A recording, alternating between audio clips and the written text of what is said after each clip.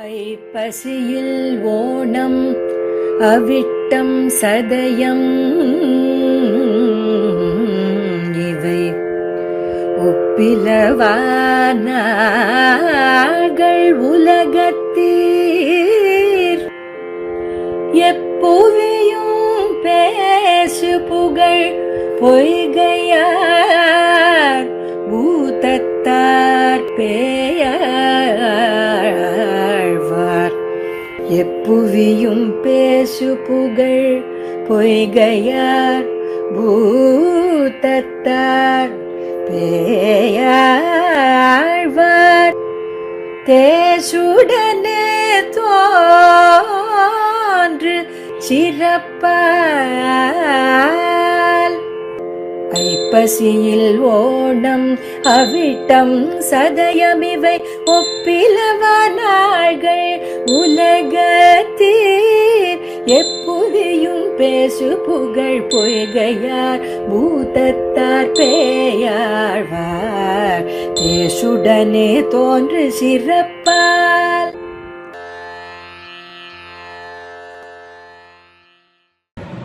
என் பிறவி தீர இறைஞ்சினேன் இன்னமுதா அன்பே தகளி அளித்தானை நண்புகழ் சேர் சீதத்தார் முத்துக்கள் சேரும் கடல் மல்லை பூதத்தார் பொன்னங்கழல் ஆழ்வார்கள் வாழி அருளிச் செயல் வாழி தாழ்வாதுமில் குறவர் தாம் வாழி ஏழ்பாறுமைய அவர்கள் உரைத்தவைகள் தாம் வாழி செய்யமறை தன்னுடனே சேர்ந்து.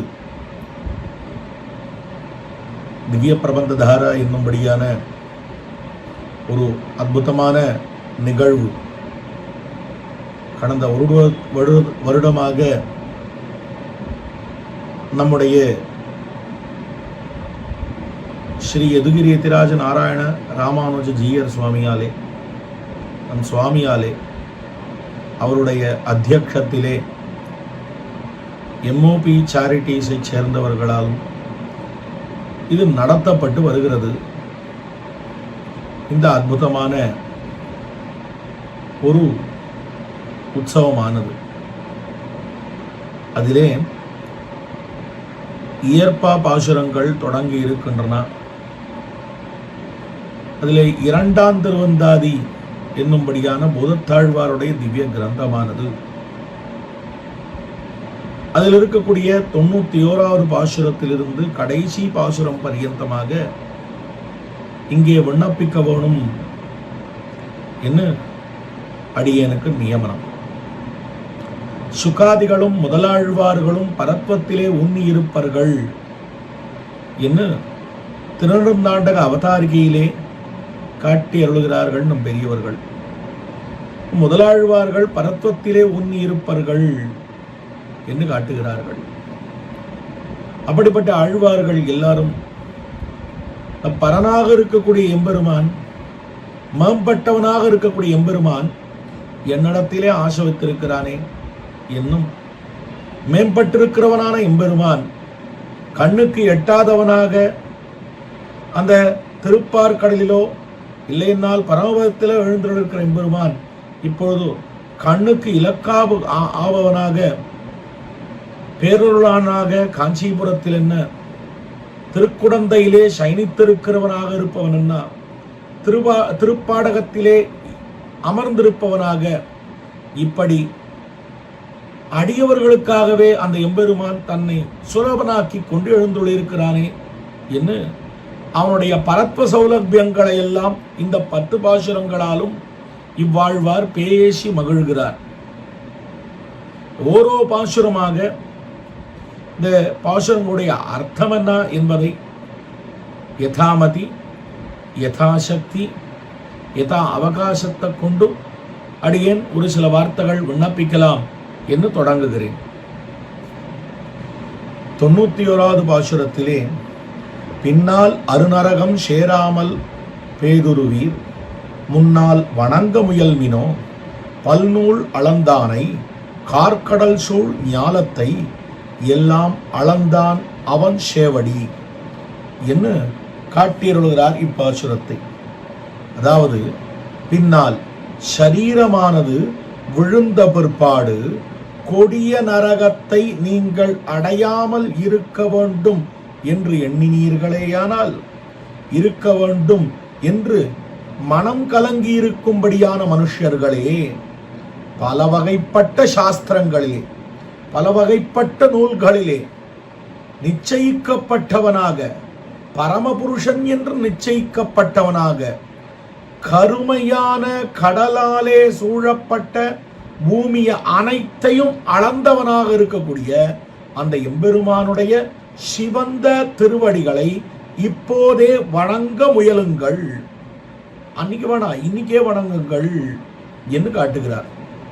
அதாவது இந்த இடத்துல இப்பாசுரத்திலே, அதாவது சம்சாரிகள் பகவானை அடைதல் என்னும்படியான பேற்றை இழந்துவிடக்கூடாது என்கிற மேலான கருணையினாலே இப்பாட்டிலே இவர் சம்சாரிகளுக்கு உபதேசிக்கிறார். ஆழ்வார்களுக்கு ஒரு எண்ணம் உண்டு. என்னவென்னால், அவர்கள் தாங்கள் கடைத்தேறினால் போராது, ஆனால் சம்சாரி சேதனர்களை கடைத்தேற்ற வேண்டுமே என்பதற்காக அவர்களுக்கு உபதேசிப்பர்கள். அதனால தான் ஆழ்வாரும் கூட நம்மாழ்வாரும் கூட ஓரோரு 10லையும் 100 பாசுரத்துக்கு ஒரு திருவாய்மொழி, அதாவது 10 பாசுரங்கள் உபதேசப்பத்துன்னு வேடுவின் முத்தமும் தொடங்கி கண்ணன் கடலை பரியந்தமாக ஆழ்வார் முடிக்கிறார். அதுபோல இவர் தானும் உபதேசிக்கிறார். என்னவென்னால், நரகத்தை சேராமல் இருக்க வேணுமே என்கிற பயம் உங்களுக்கு இருக்கிறது. அப்படி இருந்ததேயானால் நீங்கள் பிரகிருத்தினாலே பாடுபட்டு கொண்டிருக்கக்கூடிய நீங்கள் சரீரம் விழுந்த பிற்பாடு நரகத்தை தவிர்க்க முடியாது. ஏனென்னால் நீங்கள் அவ்வளவு பாவம் பண்ணியிருக்கிறீர்கள். அதனாலே அந்த நரகத்தை அடையாம இருக்கணும்னு எண்ணினீர்களேயானால் நீங்கள் பகவானுடைய திருவடிகளை வணங்க முயலுங்கள் என்று காட்டுகிறார். பல்நூல் அளந்தான் எம்பெருமான சொல்லுகிற போது பல்நூல் அளந்தான்னு காட்டுகிறார். ஸ்ருதி என்ன, ஸ்மிருதி என்ன, இதிகாச புராணங்கள் என்ன, இவைகளை அடிப்படையாக பிரமாணமாக கொண்டிருக்கக்கூடிய சிஷ்டர்களுடைய நூல் என்ன, இப்படி பல வகைப்பட்ட நூல்களாலே, சப்த பிரமாணங்களாலே உள்ளபடி அறுதியிடப்பட்டிருக்கிறவன் அப்ப பல்நூல்களாலே அளக்கப்பட்டவனாக இருக்கிறான். ஒரு கேள்வி வருது, இந்த பகவானானவன் அளக்கப்பட முடியாதவனாயிற்றே, எம்பெருமானே யாராலையும் அளந்து விட முடியாதே. அப்படி அளக்கப்பட முடியாத எம்பெருமான் இந்த நூல்களாலே அளக்கப்பட்டிருக்கிறான். இந்த நூல்களாலே அளக்கப்பட்டிருக்கிறான்னு சொன்னா இது எங்கு பொருந்தும் அப்படின்னு காட்டப்படுகிறது. எதோவாச்சோ நிவர்த்தந்தே அப்பிராப்பிய மனசா சகா என்று அந்த எம்பெருமான் அளத்தற்கரியவன் என்று சொல்லுகிற போது அவனை எப்படி இந்த வேதம் அளந்தது அப்படின்னால், யஸ்யாமதம் தஸ்யமதம், எவன் ஒருவன் அளவிட்டறிய முடியாதவனோ அவன் அளவிட்டறிய முடியாதவன் என்று எவன் ஒருவன் அந்த பகவானை அறிந்தானோ அப்படி அறிந்தவன் அவனை அறிந்தவனாக ஆகிறான். ஒரு வேதம் என்ன சொல்றது, பகவான் என்னால் அறியப்பட்டவனாகிறான், அளக்கப்பட்டவனாகிறான், அளவிட்டறியப்பட்டேன், அந்த எம்பெருமானை அளவிட்டறிந்தேன் அப்படின்னு ஒருத்தன் சொல்லிட்டானே. ஆனால் என்னன்னால், எம்பெருமான அளவிட்டறிந்தேன்னு ஒருத்தன் சொன்னானே, ஆனால் அவனால அளவிட்டறியப்படாதவனாகவே இருக்கிறான். எம்பெருமான் உண்மையை பார்த்தோம்னா அந்த எம்பெருமான முழுசா புரிஞ்சுட்டேன்னு சொன்னால், எம்பெருமான முழுசா புரிஞ்சுட்டேன், முழுசா தெரிஞ்சுட்டேன் அவனை பத்தின்னு ஒருத்தன் சொன்னானே, ஆனால் அவன் ஒன்னும் தெரியாதவன் அவனை சொல்லணும், அவன் அஞ்ஞானின்னு சொல்லணும். ஆனா எவனொருவன் அந்த எம்பெருமான் அளவிட்டறிய முடியாதவன் என்று நான் உணர்ந்தேன்னு சொன்னானோ அவன்தான் அனைத்தையும் அறிந்தவனாகிறான்.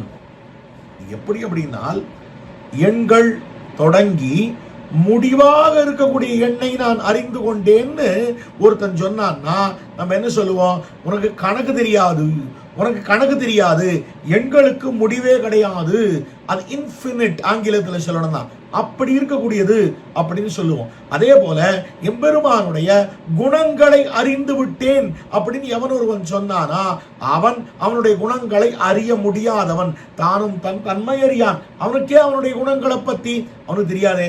அப்படி இருக்கிறச்சே அவனை அளவிட்டு அறிய முடியாதவன் என்று இந்த வேதம் அறுதியிட்டு சொல்லுவதனாலே அந்த வேதம் அளவிட்டறிய முடியாதவன் என்று அவனை அளந்தது. பல்நூல் அளந்தான்னா இங்க நூல்கள் எல்லாம் அவனை எப்படி அளந்தது தெரியுமா? அளவிட்டறிய முடியாதவன் என்கிற உண்மைத்தன்மையை வெளிப்படுத்தினதுனாலே அது அளந்ததாகிறது என்று காட்டப்படுகிறது.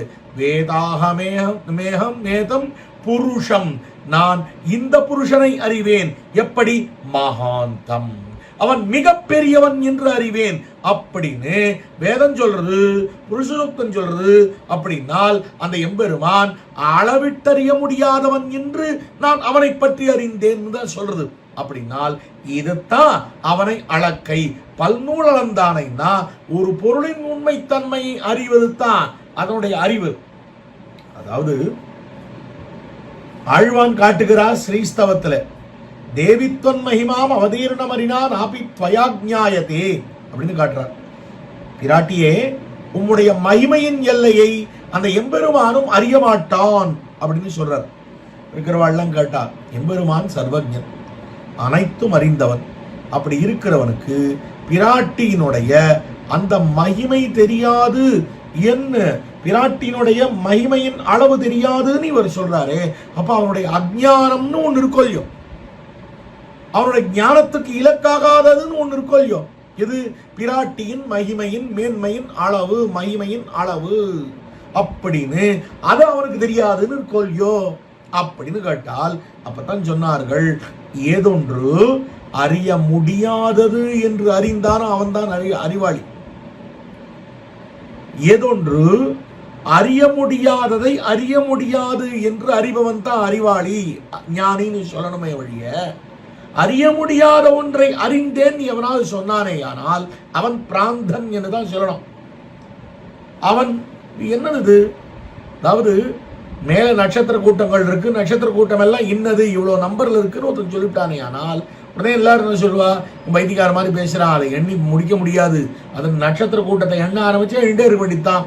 அதே போலத்தான் பிராட்டியினுடைய மேன்மையை அறிந்தேன்னு பகவான் சொன்னாத்தான் அவன் அஞ்ஞானி ஆறானே வழிய அவன் அறிய முடியாதவனாக இருக்கிறதுனால தான் அவன் ஞானி. அதுபோலத்தான் வேதாந்தமும் கூட பகவானை அளந்தேன்னு சொன்னா அவனுடைய பெருமையை, மேன்மையை, அவனுடைய தன்மையை அளந்தேன்னு அர்த்தம் கிடையாது. அந்த தன்மை அளவிட்டறிய முடியாதது, பகவானாகிற தத்துவமானது அளவிட்டறிய முடியாதது என்று அளந்தேன்னு கொள்ள வேண்டும். அப்படி பல்நூல் அளந்தான், பல நூல்களாலே அளக்கப்பட்டவனாக இருக்கிறான். கார்கடல் சூழ்ஞாலத்தை எல்லாம் அளந்தான். அந்த எம்பெருமான் மிக பெரியவனான அந்த எம்பெருமான் கார்கடல் சூழ் ஞாலத்தை எல்லாம் அளந்தான் அப்படின்னு காட்டப்படுகிறது. கார்கடல் பல்நூல் அளந்தான், பல் நூல்களாலே அளக்கப்பட்டவன் தான் இந்த உலக சூழ்ந்த ஞானத்தை தன் திருவடிகளாலே அளந்திருக்கிறான் என்று மாவலை நடத்திலே மூவடிமன் கட்டு பூமியை அனைத்தையா அளந்திருக்கிறான்.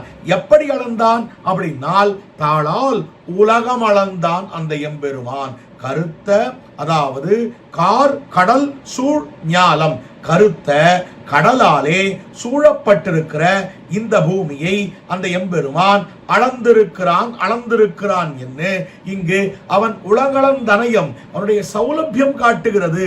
எப்படி என்னால் அந்த ஒருத்தனை வேணும்ன்றதுக்காக, ஒருத்தனை பிடிக்கணும்ன்றதுக்காக ஊரையே வளைக்கிறார் போலே ஒரு சேத்தனாவது ஆப்பிட மாட்டானா, ஒரு சேத்தனாவது நமக்கு ஆப்பிட மாட்டானா என்கிற ஆசையினாலே தேவகாரியம் என்கிற ஒரு வியாஜத்தை கொண்டோ, ஒரு காரணத்தை கொண்டோ, ஒரு சாக்க கொண்டோ ஒரு இடம் விடாமல் அந்த எம்பெருமான் உலகனைத்தையும் அளந்திருக்கிறான். உலகனைத்தையும் அளந்திருக்கிறான் அப்படின்னால் ஒரு சேத்தனம் கிடைக்க மாட்டானான்னு இப்படி காத்துருக்கிற எம்பெருமானோ நமக்கு எப்படிப்பட்டவன், வணங்கத்தக்கவன் வணங்கத்தக்கவன் காட்டுகிறார். வசிட்டர் என்ன, தாழ்ந்தவன் என்ன, வசிட்டரா பெரிய பதவியில் இருக்கிற வசிட்டரா ஒன்னும் தெரியாதவனா, எவனா இருந்தாலும் ஏதாவது ஒருத்தம் கிடைச்சா போருமேன்னு எல்லார் தலையிலையும் அவன் திருவடிகளை வைத்திருக்கிறான். எப்படிப்பட்ட திருவடிகள் அப்படின்னால் அந்த பிராட்டியும் அண்டினாலும் சிவக்கக்கூடிய திருவடிகளை கொண்டன்றோ அந்த எம்பெருமான் காட்டையும் மேட்டையும் அளந்து ஒருத்தன் கிடைக்க மாட்டானா, ஒருத்தன் கிடைக்க மாட்டானா என்று காட்டி இருக்கக்கூடிய வகையா பல்நூல் அளந்தான். இந்த இடத்துல இந்த எம்பெருமானுடைய குணங்கள் காட்டப்படுகின்றன. அதாவது உலகம் அனைத்தையும் அளந்தது. எதை காட்டுகிறது? அந்த எம்பெருமான் உலக அனைத்தையும் அளந்தான். அப்போ கார்கடல் சூழ் ஞாலம் அளந்தான், பல்நூல் அளந்தான். இது ரெண்டுத்தையும் எடுத்துக்கணும். கார்கடல் சூழ் ஞாலம் அளந்தான்றதான் பல்நூல் அளந்தான்றதான் இரண்டு விதமான குணங்களை காட்டுகிறது. கார்கடல் சூழ் ஞானம் அளந்தான் எப்படினால் இவ்வுலகம் அனைத்தையும் கன்றோற்ற வந்து நின்று அனைத்தின் தலையிலும் அவன் சௌலபிய சௌசீல்யாதி காருண்யாதி குணங்களாலே, அவன் வாத்சல்யாதிகளாலே அவைகளின் தோஷத்தை பார்க்காமல் அவைகள் தலையிலே தன்னுடைய திருவடிகளை வைத்தான். உயர்வு தாழ்வு பாராமல் அனைத்தின் தலைகளிலும் தன்னுடைய திருவடிகளை வைத்தான்.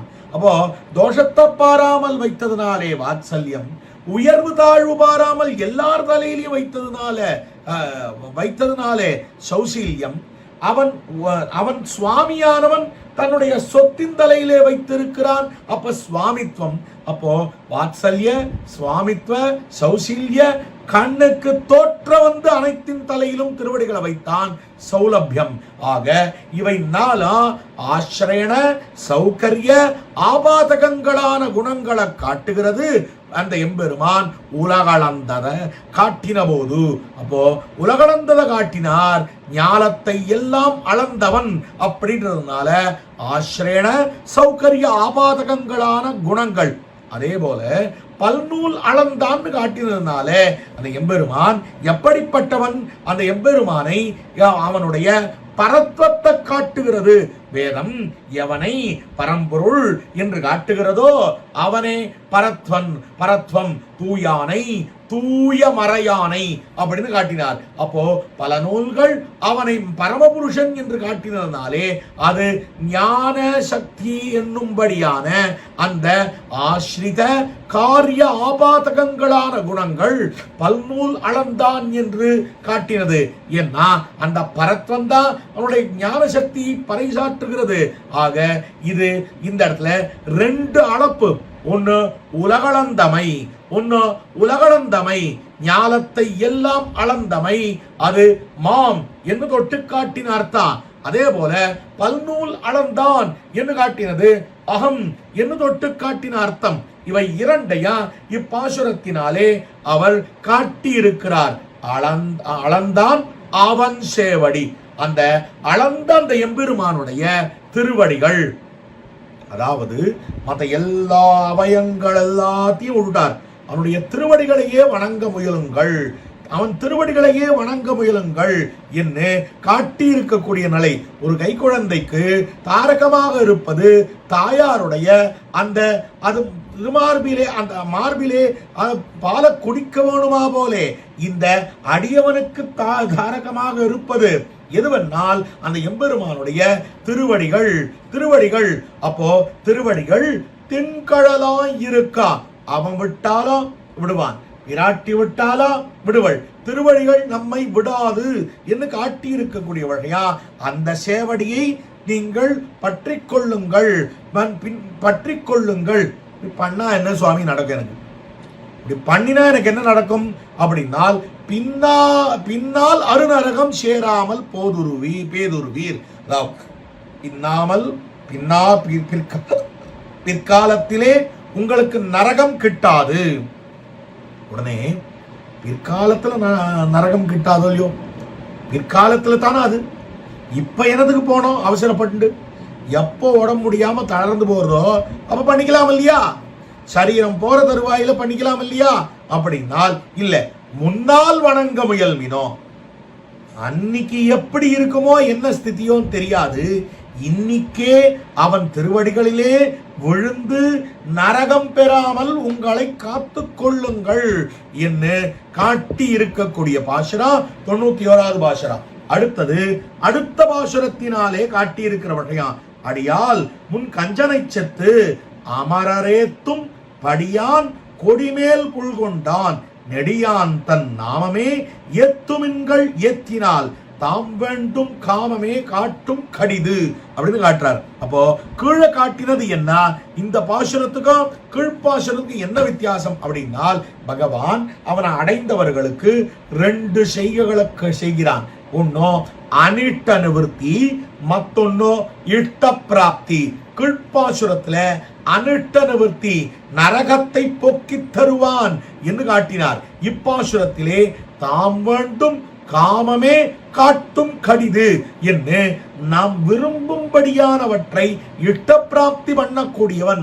அப்ப ரட்சகனானவனுக்கு ரட்சணம்னா எது அப்படின்னால் அனிட்டங்களை போக்கி இட்டங்களை கொடுப்பது ரட்சணம்னு காட்டப்படுகிறது. அந்த ரட்சண விஷயத்தை தான் இப்பாசுரத்திலே காட்டி அருளுகிறார். இட்ட பிராப்தி கீழ்ப்பாசுரத்துல அனிட்ட நிவர்த்தி காட்டினார், இப்பாசுரத்தினாலே இஷ்ட பிராப்தியை காட்டுகிறார். அந்த எம்பெருமான் அனிஷ்ட நிவர்த்தி இஷ்ட பிராப்தியும் பண்ணக்கூடியவன் சொன்னீரே, அது பண்ணின இடம் உண்டா அப்படின்னு கேட்க, அதுக்குத்தான் அடியால் முன் கஞ்சனை செத்து கம்சனை கொன்னிருக்கிறான்.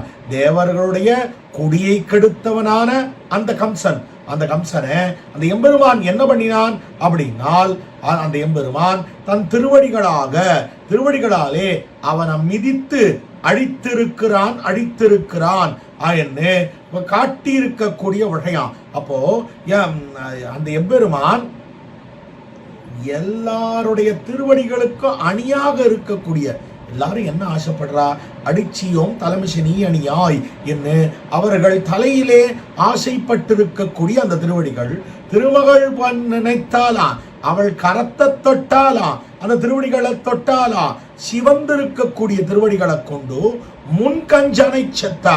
என்ன பண்ணால், ஒரு காலத்திலே கம்சனை இவனுக்கு தீங்கு செய்ய நினைப்பதற்கு முன்னம், அது என்ன முன் கஞ்சனை செத்தா அப்படின்னால், அடியால் முன் கஞ்சனை செத்துன்னா கம்சனை கொன்று தேவர்களுக்கு இடம் குடியிருப்பை கொடுத்தானே, அது போறாதா?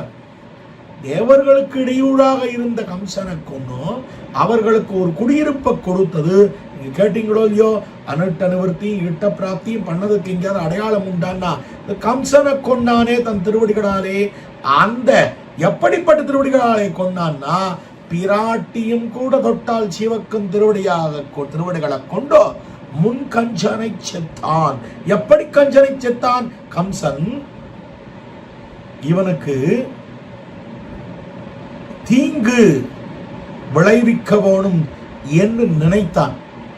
நினைத்த மாத்திரத்திலேயே தீங்கு செய்ய நினைப்பதற்கு முன்னமே அவன் நினைத்த தீங்கு அவனோடையே அழியும்படியாக தன் திருவடிகளாலே அவன் மார்பிலே ஏறி உதைத்து அவனை அழித்தான்.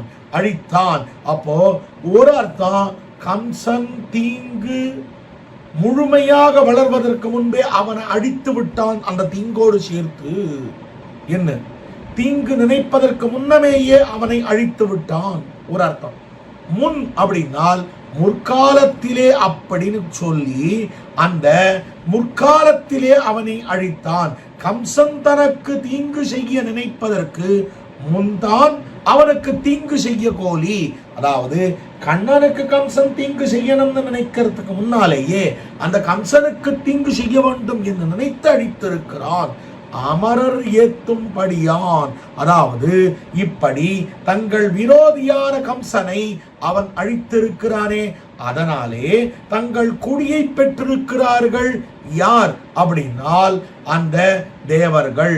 அப்படிப்பட்ட குடியை பெற்றிருக்கக்கூடிய தேவர்கள் அந்த தேவர்களை காத்திருக்கிறான். அப்போ அறப்பெரியவனான அந்த எம்பெருமான் தன்னை தாழ்த்தி கொண்டு தங்கள் காரியம் செய்து அந்த தேவர்களுக்காக செய்த காரியம் என்ன?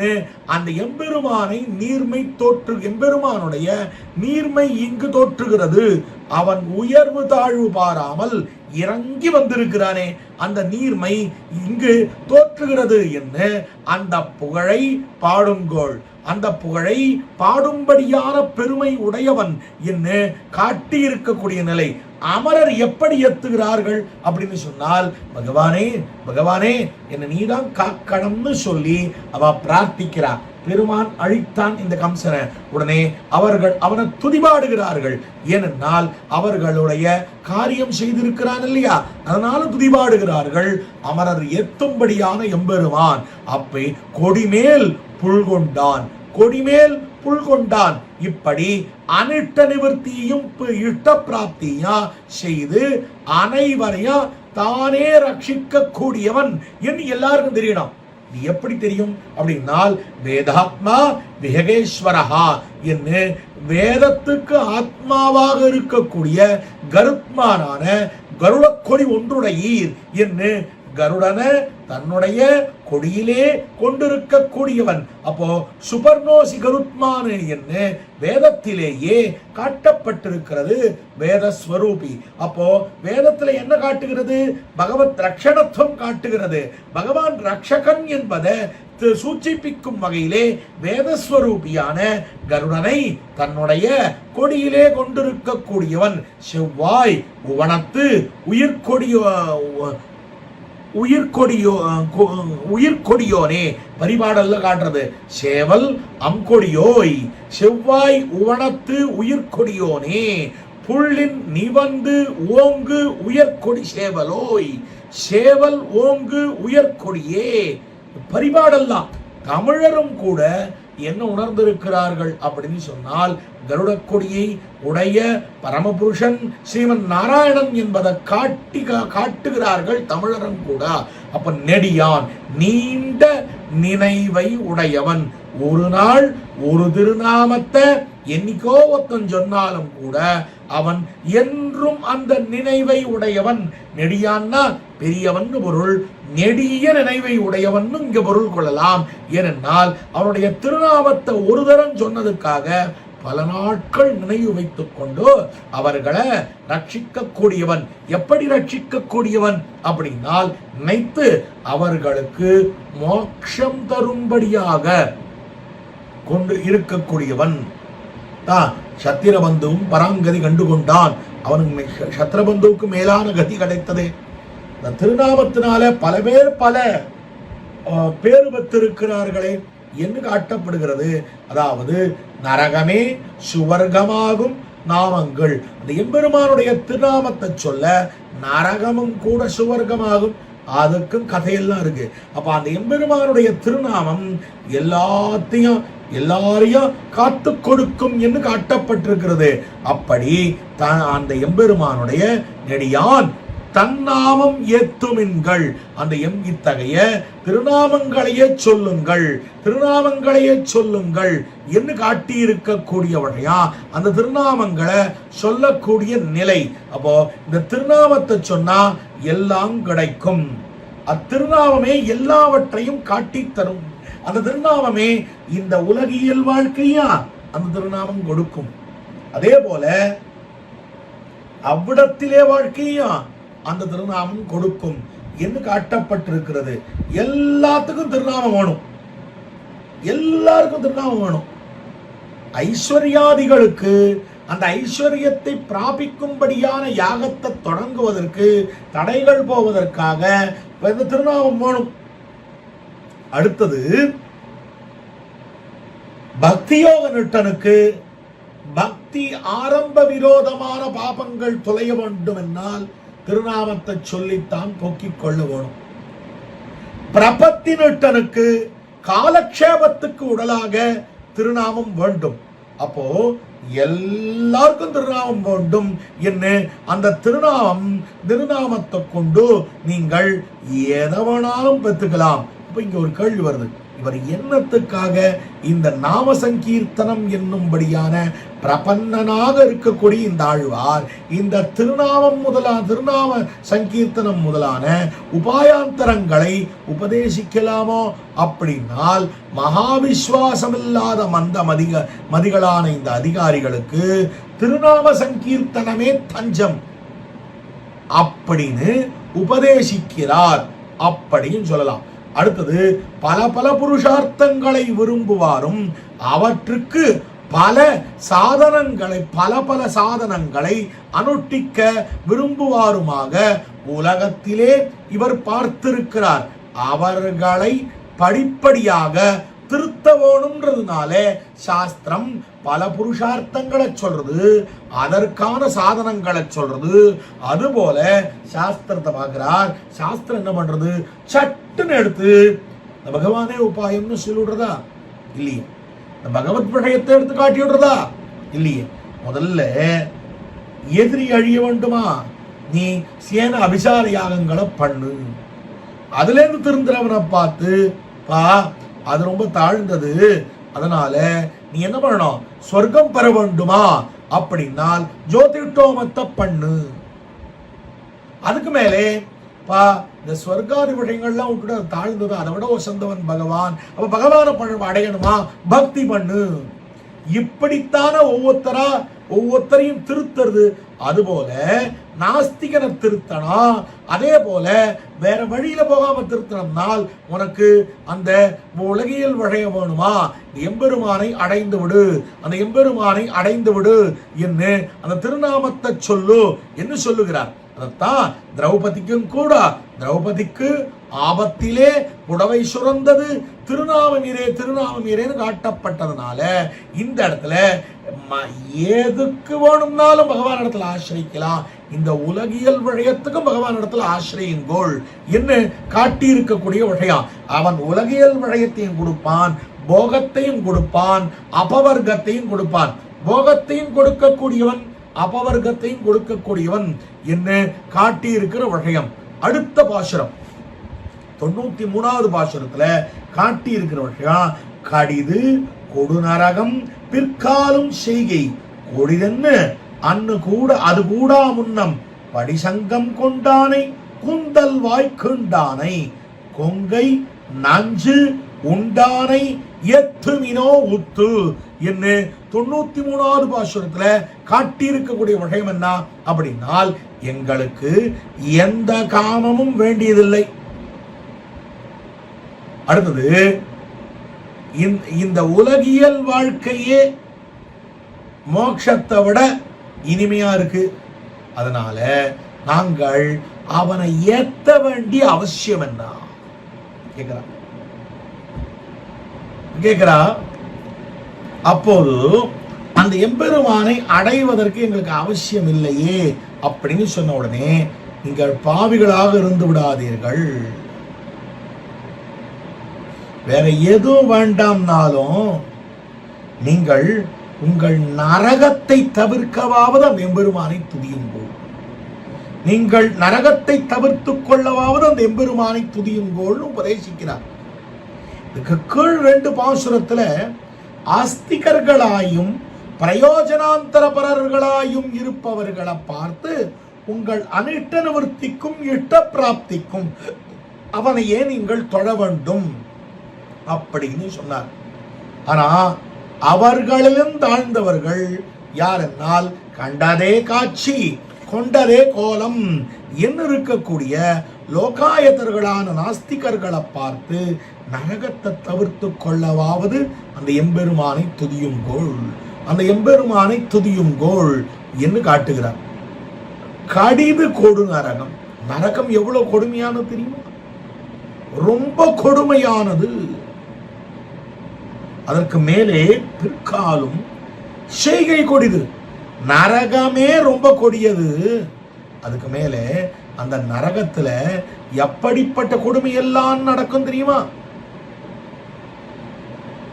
அதாவது தென்னவன் தமர் செப்பம் இலாதார் சேவதக்குவார் போல புகுந்து பின்னும் வன்கயிற்றால் பிணித்தெத்தி பின்முன்னாக இழுப்பதன் முன்னம். அதாவது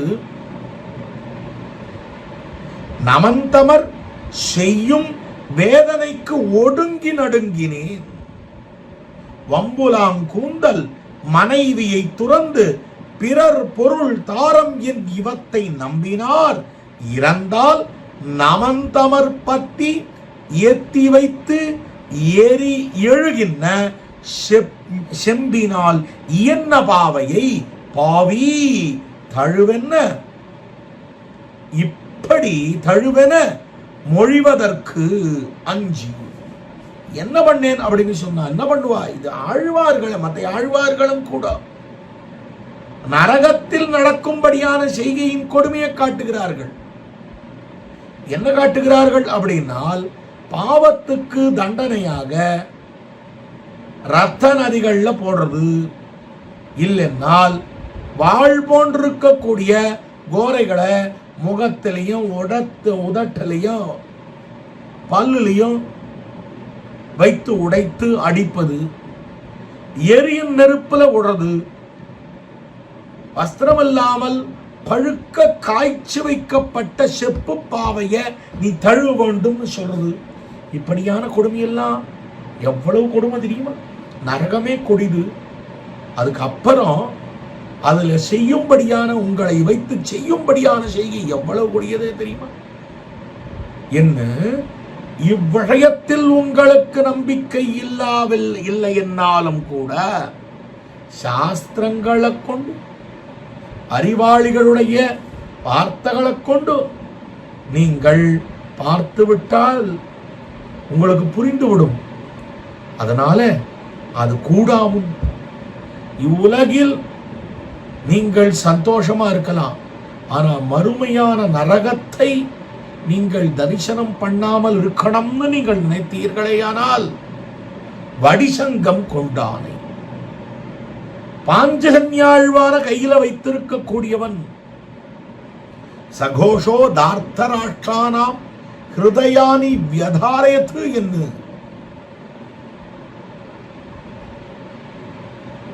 அந்த எம்பெருமான் என்ன பண்ணினான் அப்படின்னு சொன்னால், பாஞ்சகன்யாழ்வான ஊதியன்றோ எதிரிகள் அழித்தான்.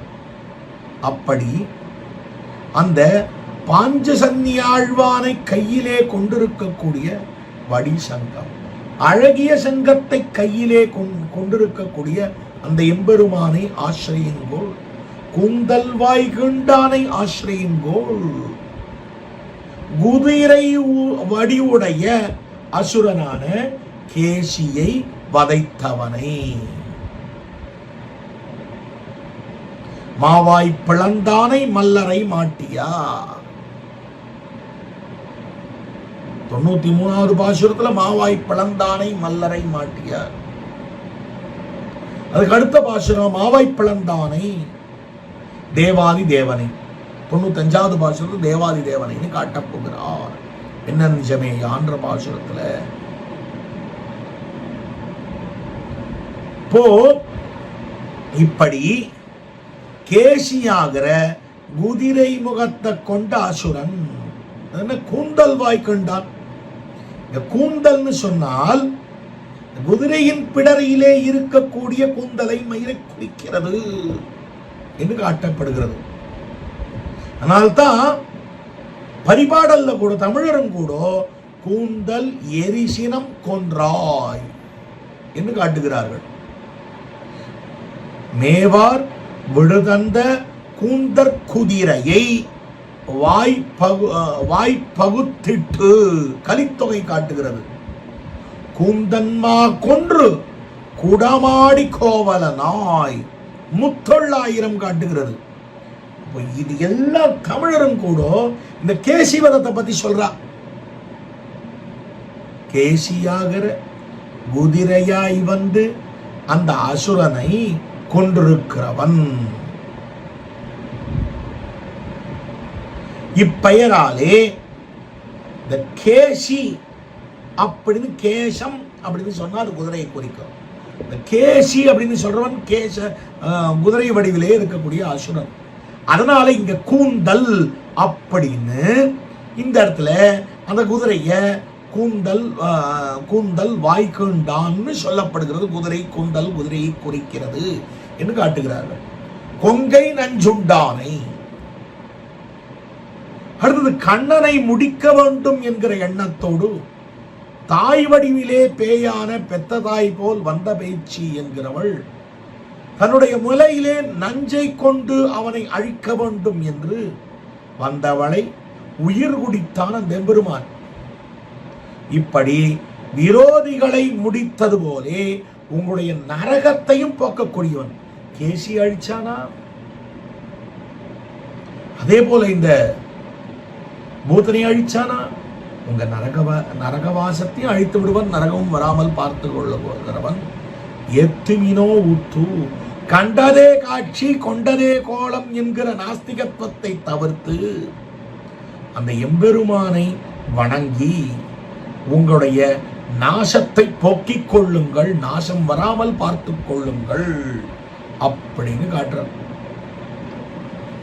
அடுத்த பாசுரத்துல காட்டியிருக்கிற வகையாம் உத்து வணங்கி தொழுவின் உலகழும் முத்தும் முழுங்கும் முகில்வண்ணன் பத்தி பொருள் தந்தான் மார்பிடந்த பூம் பாடகத்துள் இருந்தானை ஏத்தும் என் நெஞ்சு காட்டியிருக்கிற வகையாம்.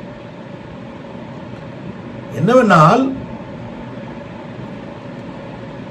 கீழே முதல் 91வது பாசுரத்துல அனுட்ட நிவர்த்தி, 92வது பாசுரத்துல இஷ்ட பிராப்தி விஷயமாக, 93வது பாசுரத்துல காட்டியிருக்கிற அர்த்தம் நாஸ்திகர்களையும் திருத்தி ஆஸ்திகர்களாக ஆக்க வேண்டும், அவர்கள் நரகத்தில் விழக்கூடாது என்று காட்டினது. இப்பாசுரத்திலே முமுட்சுக்களாயிருப்பவர்களை பார்த்து லோகத்தை ரட்சிப்பதையே தன்னுடைய தன்மையாக கொண்டவனாய் மிகவும் இனியவனாக இருக்கக்கூடியவன என் நெஞ்சு எப்படி துதிக்கிறதோ அதுபோல துதியுங்கள் என்று நெஞ்சு எப்படி துதிக்கிறதோ அதுபோல துதியுங்கள். தான் நமஸ்கரித்து காட்டி குழந்தைய நமஸ்கரிக்க வேணும்னு சொல்றா போல. என்ன மாதிரி சேவி பர் அப்பா சேவிக்கிற மாதிரியே சேவி அப்படின்னு செய்து காட்டி அதுபோல் செய்யுங்கள் என்று முமுட்சுக்களை பழக்கி வைக்கிறார் இப்பாட்டிலே. உத்து வணங்கி தொழுமின் மிக தாழ்ந்த நாம் மிக உயர்ந்த அவனை கிட்டுவது தகுமோ அப்படின்னு உங்களுடைய தகுதியை பார்த்து அகல பாராதீர்கள். திருவாய்ப்பாடியில் இருக்கிற வெண்ணைய போல உங்கள் ஆத்ம வஸ்துவையும் ஆசைப்பட்டிருக்கிறான். வைகலும் வெண்ணை கை கலந்துண்டான் பொய் கலவாது என் மெய் கலந்தானே என்று வெண்ண மேல எவ்வளவு ஆசை வச்சிருந்தானோ அதே போல உங்கள் ஆத்ம வஸ்துவிலும் அவ்வளவு ஆசை வைத்திருக்கிறான் அந்த எம்பெருமான் என்று காட்டியிருக்கிற விஷயம். அப்போ அப்படி இருக்கக்கூடிய அந்த எம்பெருமானை உத்து வணங்கி தொழுமின்.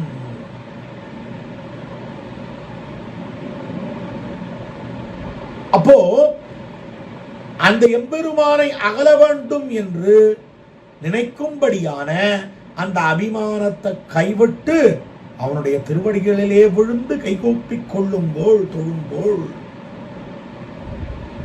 நாஸ்திகர்களை போல நாஸ்திக புத்தியால் அகல்வதும் வேண்டாம். பிரயோஜனாந்தர பரர்களைப் போல மற்ற பிரயோஜனங்களுக்காக அவனை விட்டு அகல்வதும் வேண்டாம்.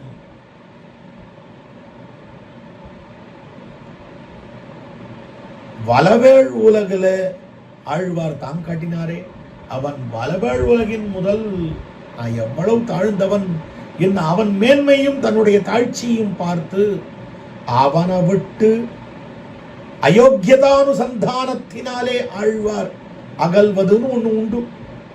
முமுட்சுக்கள் பிரயோஜனாந்தர பரத்தையாலே அகல்வதில்லை, நாஸ்திகத்துவத்தாலும் அகல்வதில்லை. ஆனால் அவனுடைய மேன்மையும் தங்களுடைய தாட்சியும் பார்க்கிறது போல அயோக்கியதானுசந்தானம் பண்ணி அகல்வர்களோ என்கிற ஆழ்வாரை போல அகன்று விடுவர்களோ என்கிற சந்தேகத்தாலே உத்து அப்படையும் அகல வேண்டாம் என்று சொல்லி வணங்கி, அப்படி தம்மை கொண்டு அகலுகையாகிற அபிமானம் இல்லாமல் அவன் திருவடிகளை விழுந்து வணங்குங்கள், தொழுமின் கைகோப்பி ஆச்சரியுங்கள்.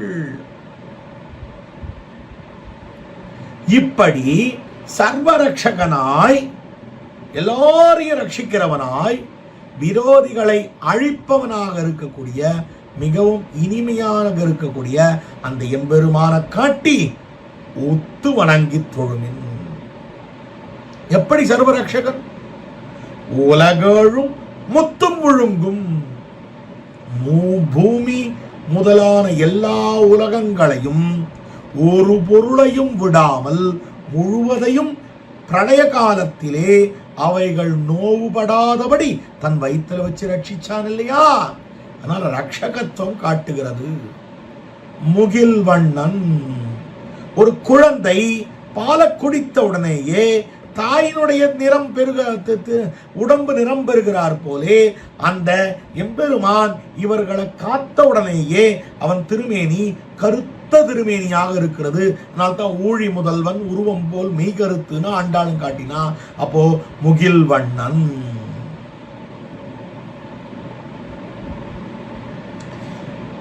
அடுத்தது இதுக்கு மேல அவன் பேராக கொண்டிருக்கிறான். எதை? ரட்சகத்துவத்தை தனக்கு பேராக கொண்டிருக்கிறான். இதுக்கு மேலே அடியாருடைய விரோதிகளை போக்கும் அவன் பத்தி. யார பத்தி? இரணியனை பற்றி, பிடித்தபடியிலே பிணமாம்படியாக பற்றி. இரணியன் அப்படி பிடிச்சானா, பிடித்தபடியிலேயே அவன் பிணமாக ஆகியிருக்கவனும். இப்படி இருக்கிற இரணியனை பிடிச்சு திருத்திருக்கலாமே, ஏன் அந்த இரணியனை திருத்தல அப்படின்னா பொருந்தாதான். அவனை திருத்தனம் தான் இவன் பார்த்தான், ஆனா அவன் பொருந்தவில்லையே.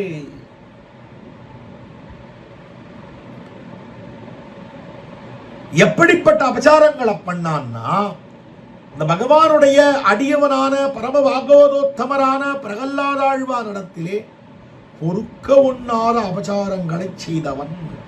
இனி இவன் பொருந்தான் என்று நிச்சயித்தான்.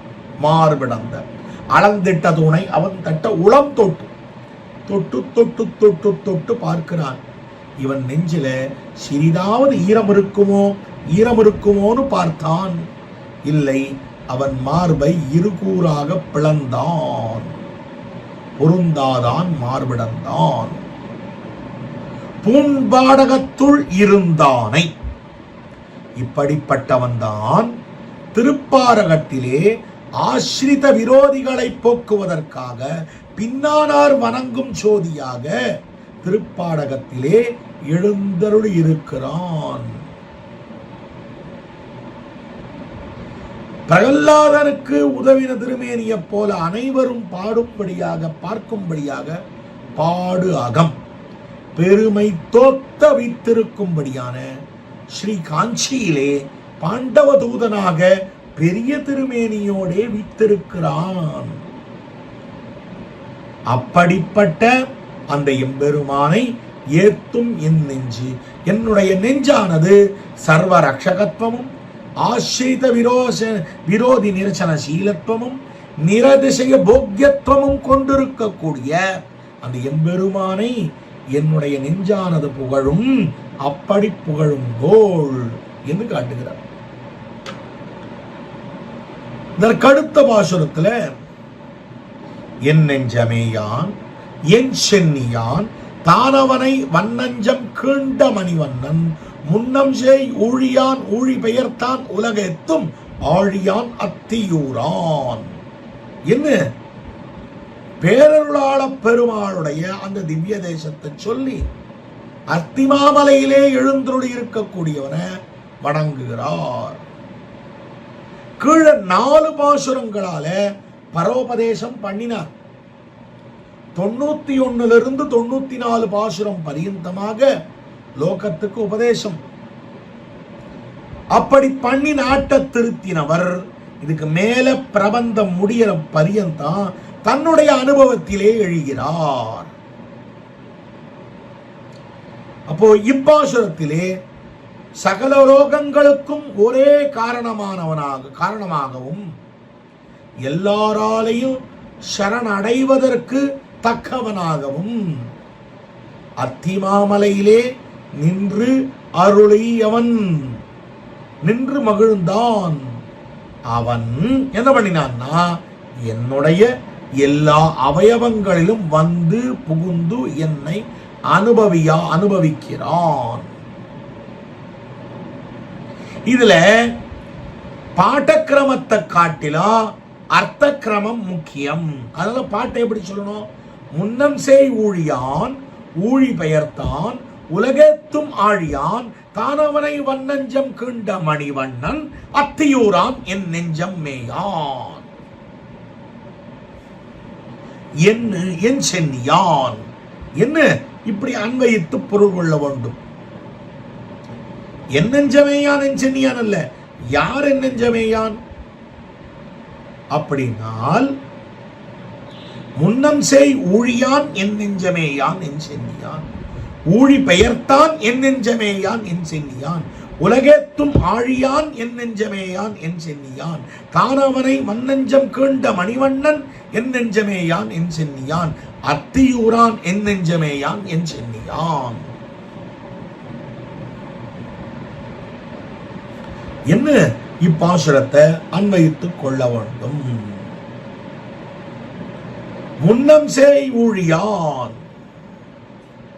முன்னம் சேய் ஊழியான் என்ன இப்பாசுரத்துல காட்டுகிற போது சதேவ சோம்ய இதமக்ர ஆசீத்து. வேதாந்தம் என்ன சொல்றது? ஆதியிலே உலகத்திலே இந்த பிரபஞ்சம் சத்து எனப்படவும் பிரம்மமாகவே இருந்தது. ஏகோஹவைர் நாராயணாசித்து, அந்த சத்தானது நாராயணம். இந்த இப்படி இருக்கிற பிரமாணங்களாலே சிருஷ்டிக்கு முற்காலத்திலே நாம ரூப விபாகம் இல்லாமல், எதுவும் இல்லாமல் ஒன்றி கிடந்த அந்த உலகத்தை படைப்பதற்காக அந்த காலத்திலே இப்படி சூக்ஷ்மமாக இருக்கக்கூடியதுக்கு உபலட்சணம் தான் முன்னம் செய் என்னும்படியான. முன்னம் செய்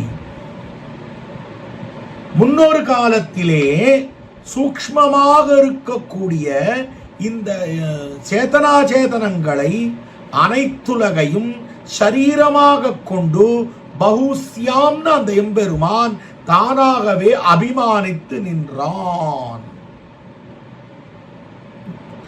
அதுக்கு முன்னால் இப்படி பலவாக ஆக்குவதற்கு முன்னாலேயே, அதற்கு முன்னம், முன்னம்னா எதுக்கு முன்னம்?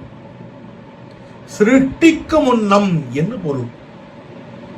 பகுஸ்யாம் என்று அந்த எம்பெருமான் சூக்ஷ்மமான வடிவத்தை ஸ்தூலமான வடிவமாக்கி ஓரொன்றுக்குள்ளேயும் அமர்வதற்கு முன்னாலே முன்னம் செய் ஊழி.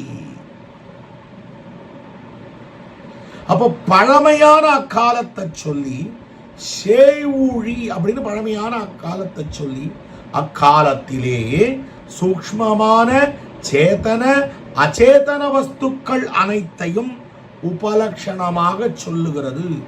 அவைகளை ஊழியான் என்று அவைகளை சிருஷ்டிப்பதற்காக அவற்றை தானாகவே அபிமானித்து அவைகளுக்குள்ளே அந்தர்யாமியாக அதிர்ஷ்டித்து நிற்கக்கூடியவன். அப்ப சிருஷ்டிக்கு முன்னால சூக்ஷ்மமாக இருக்கக்கூடிய இந்த மூல பிரகிருதிக்கு அந்தர்யாமியா இருக்கிறவன் அப்படின்னு பொருள். ஊழி பெயர்த்தான், ஊழி காலத்திலே எல்லா பொருட்களையும் படைத்தான்.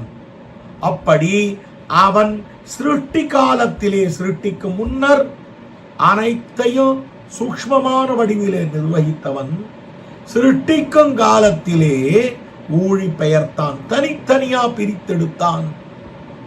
பிரித்து அப்போ அந்த சிருஷ்டி காலத்திலே அந்த எம்பெருமான் நாம ரூப விபாகங்களோடே ஓரொரு பொருளையும் ஆக்கினான்.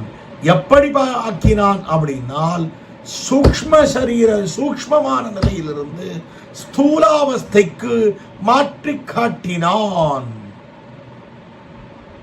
அப்போ சூக்ஷ்மாவஸ்தையிலிருந்து ஸ்தூலாவஸ்தைக்கு மாற்றினதான் ஊழி பெயர்த்தான் அப்படின்னு காட்டுகிறார்.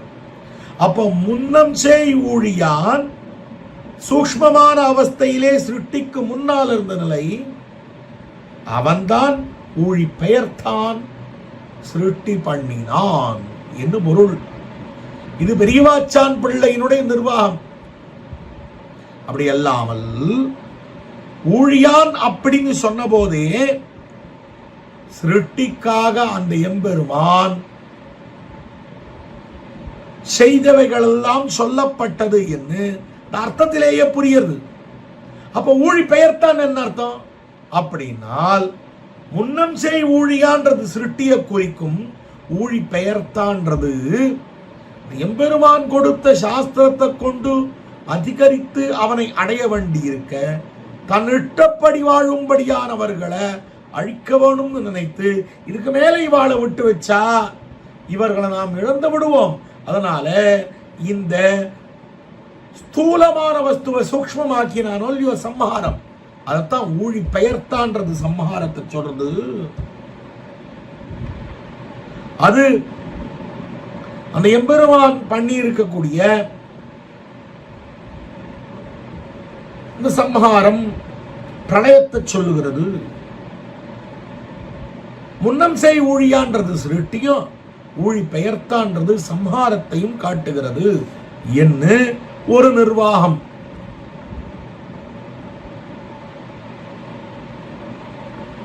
இப்படி ஒரு நிர்வாகம் காட்டப்படுகிறது.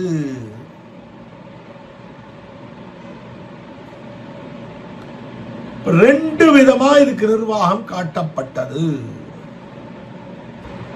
முன்னம் செய் ஊழியான் என்பது சிருஷ்டிக்கு முற்காலத்திலே, சிருஷ்டிக்கும் காலத்திலே, சிருஷ்டிக்கு முன்ன சூக்ஷ்மாவஸ்தையிலே அந்தரிமியாமியா இருந்தவன்.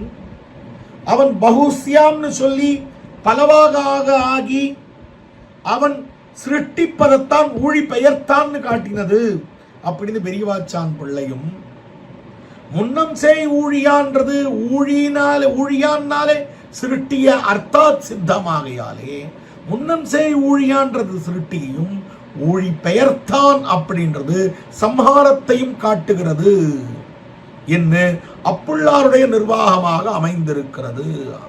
அதாவது அப்பிள்ளையினுடைய திருவுள்ளமாக அமைந்திருக்கிறது.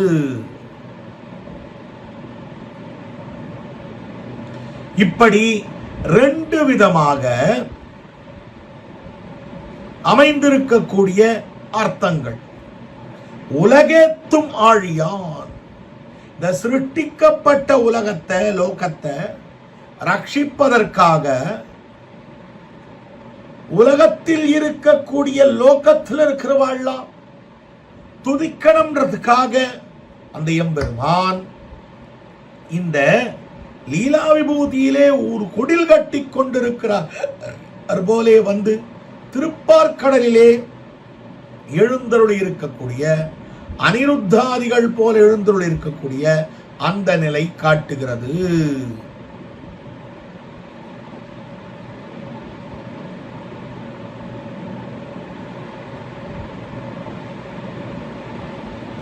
இப்படி உலகேத்தும் ஆழியான் தானவனை வன்னஞ்சம் கீண்ட. அடுத்தது, அந்த திருப்பார்கடலிலே எழுந்தருளி இருக்கக்கூடியதற்கு பிரயோஜனம் என்ன அப்படின்னால், ஆஸ்ரிதர்களுடைய விரோதியை அழிப்பது. ஒரு ஆஸ்ரிதனுடைய கூக்குரலை கேட்டு அவனுக்காக வென்றோ அந்த எம்பெருமான் லீலா விபூதியில பார்க்கடலுள் பையத்தின் பரமனாக எழுந்துள்ளி இருக்கிறான். அதனால தான் அவனை வன்னஞ்சம் கீண்ட இரணியனுடைய கொடுமையை பொறுக்க மாட்டாமல் தேவர்கள் அவனை சம்ஹரிக்க வேண்டும்னு பிரார்த்திக்க அந்த எம்பெருமான் நரசிம்ம ரூபியாய் அவதரித்தான். அசுரனான அந்த இரண்யனுடைய வலிமையான ஹிருதயத்தை கிழித்து போட்டான் தான் அவனை. ராட்சச குலத்தில் பிறந்த விபீஷண ஆழ்வான் போலல்லாமல் அசுரஸ்வபாவத்தை கொண்டவன், வல் நெஞ்சம் கொண்டவன். அது என்ன வல் நெஞ்சம்? தானே ஈஸ்வரன் என்று எண்ணும்படியான வலிய நெஞ்சம். பகவான் இருந்தும் தான் தான் ஈஸ்வரன் நினைச்சிட்டு இருந்தானோ இல்லையோ, அதனால வல் நெஞ்சம் கொண்ட. அடுத்தது நரசிங்கனுடைய உக்ரமான ரூபத்தை பார்த்தும் இடகாதவனா இருந்தானோ இல்லையோ, அதனால வல் நெஞ்சம் கேண்டான். அடுத்தது தான் பெத்த பிள்ளைன்னு பாராமல் பிரகல்லாதன் விஷயத்திலே பொறுக்க முடியாத அபச்சாரங்களை பண்ணி வலிய நெஞ்சம் கொண்டவன், அதனால் கண்டான். ஒன்னும் தான் ஈஸ்வரன் என்கிற எண்ணத்தினாலே வல் நெஞ்சம் கீண்டவன், அதனால வல் நெஞ்சம். இன்னொன்னு நரசிங்கன்ற அந்த உருவத்தை பார்த்தும் கூட இழகாதபடியாக நின்றானே, அதனால வல் நெஞ்சத்தை கீண்டான். அடுத்தது அவன் ஏன் வல் நெஞ்சம்னு சொன்னா, பெத்தெடுத்த பிள்ளையினும் பாராமல் பிரகல்லாதன் விஷயமாக அபச்சாரங்கள் பண்ணினானே, அதனால் வல் நெஞ்சம் கொண்டவன் அவனை கண்டான். இதுல பரம பாகவதனான பிரகல்லாதனுடைய விஷயத்துல அவன் பட்ட அபச்சாரங்களை கண்டு பொறுக்க மாட்டாமல் அவனுடைய ஹிருதயத்தை கிழித்தான். அப்படி அந்த குழந்தையினுடைய பிரகல்லாதனுடைய விரோதியை அழித்ததனாலே அவன் திருமேனியிலே ஏற்பட்டிருக்கக்கூடிய பிரகாசத்தை தான் மணிவண்ணன். அடுத்து அத்தியூரான். இப்படிப்பட்டவன் யாருன்னா அவன் அத்தியூரான். இந்த காலத்திற்கு நரசிம்மாவதார காலத்துல யாரும் பார்க்கல. இப்படி காலத்தால் பிற்பட்டவரும் கூட அவர்களை ரட்சிப்பதற்காக அந்த எம்பெருமான் திருவத்தியூரிலே வந்து நிற்கிற சௌலபியத்தினுடைய பெருமையை, சௌலபியத்தின் பெருமையை காட்டுகிறார். அப்ப இந்த இடத்துல அத்தியூர்னு என்ன அர்த்தம்? எந்த விதேசத்தை காட்டுகிறதுனா காஞ்சியிலே இருக்கக்கூடிய ஸ்ரீஹஸ்திசைலம், ஸ்ரீஹஸ்திசைல சிகரோஜ்வல பாரிஜாதம் என்று சொல்லப்படக்கூடிய அந்த பேரருளாளனுடைய திவ்ய தேசத்தை தான், திரு அஸ்திகிரி என்கிற திவ்ய தேசத்தை தான் திருவத்தியூர் அப்படின்னு காட்டுகிறார். அத்தியூரான். திரு அத்தியூரிலே வந்தருளினா, வந்து நின்றருளினா அப்படின்னு வியாக்கியானம். காண்டகதோழங்கள் தென் அத்தியூரர் கழனைக்குள் பூண்ட வன்பாளம் இராமானுசன். அமுதனார் காட்டுகிறார் ராமானுஜ தந்தாதியிலே. ஆக இந்த நின்ற திருக்கோலத்திலே ராமானுஷருடைய அன்புக்கு பாத்திரபூதனாய் இருந்த அந்த திருவத்தியூரிலே எழுந்துள்ள இருக்கக்கூடிய, அஸ்திகிரியிலே எழுந்துள்ள இருக்கக்கூடிய பேரருளாளனர் தான் இவ்விடத்திலே அத்தியூரான் என்று காட்டுகிறார். அவன் என் நெஞ்சம் மேயான். வடதடமும் வைகுந்தமும் மதில் துவராபதியும் இடவகைகள் எழுந்திட்டு என்பால் இடவகை கொண்டனையே என்ன இவர் காட்டியிருக்கிறார். கல்லும் கனைகடலும் வைகுந்தவானாடும் புல்லென்றொழிந்தன கொல் ஏபாவம் வெல்ல நெடியான் நிறம் கரியான் உட்புகுந்து நீங்கான் அடியேனது உள்ளத்தகம் காட்டுகிறார். இப்படி பரமபதம் என்ன? திருப்பார்க்கடல் என்ன, மத்துண்டான திவ்ய தேசங்கள் என்ன, இவை அனைத்தையும் விட்டு என் நெஞ்சிலே வந்து புகுந்தான். என் சென்னியான் மிக பெரியவனான அவன் அதுக்கு மேலே என் தலையிலே வந்து அமர்ந்தான். தலைமேல தாழனைகள் தாமரை கண் என்னம்மான் நிலை பேரான் என் நெஞ்சத்து எப்பொழுதும் எம்பெருமான் என்ன ஆழ்வாருடைய நெஞ்சிலும் தலையிலும் வந்தார் போல இவருடைய நெஞ்சிலும் தலையிலும் ஆசை வைத்திருக்கிறான். அப்போ இங்க தலைய சொன்னது மற்ற அவயவங்களுக்கு உபலட்சணம். இவையும் அவையும் உவையும் என்கிற திருவாய்மொழியிலே எப்படி ஆழ்வார பொறுக்க பொறுக்க பொறுக்க ஆக்கிரமித்தானா, அதுபோல இங்கும் இவரை ஆக்கிரமித்திருக்கிறான் அந்த எம்பெருமான் என்று காட்டப்படுகிறது. அதனால ஞானி விஷயத்தில் அந்த எம்பெருமானுக்கு இருக்கக்கூடிய ஊத்தம்,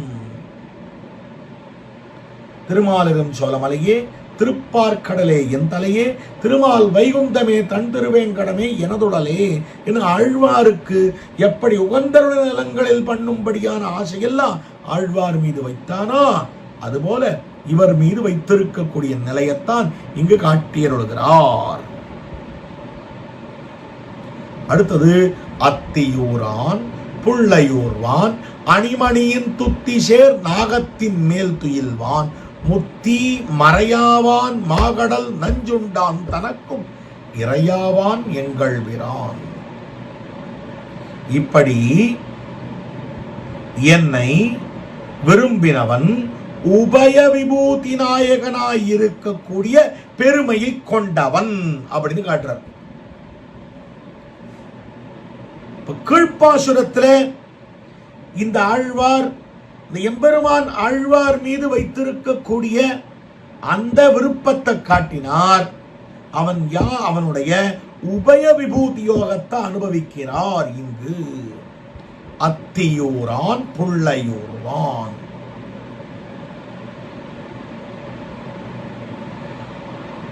அதிராஜம் அதிகம் புவனானாம் ஈசதே. அதிராஜமதிகம் புவனானாம் ஈசதே பிசூனயன் கிளிமௌலிஹி. இது வரதராஜஸ்வாமி. பகவானே, உம்முடைய கிரீடமே நீ எல்லா உலகக்கும் சக்கரவர்த்தி என்று காட்டிக் கொடுக்கிறது அப்படின்னு சொல்றார். அப்படி உலகம் அனைத்துக்கும் தலைவனாக இருப்பதை காட்டிக் கொடுக்கும்படியாக திருவத்தியூரிலே எழுந்தருளி இருக்கக்கூடியவன் அத்தியூரான் புள்ளையூர்வான்.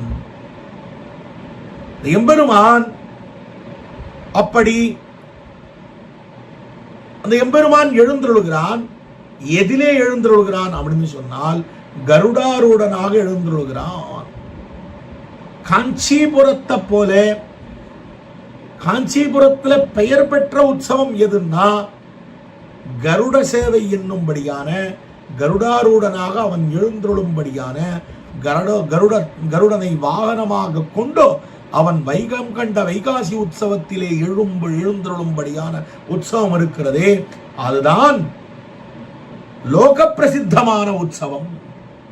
அப்ப அத்தியூரான்னு சொல்லி லோக பிரசித்தமான புள்ளையூரும்படியான கருடாழ்வான் மீது எழுந்தருளும்படியான அந்த உற்சவத்தை காட்டி அருளுகிறார்.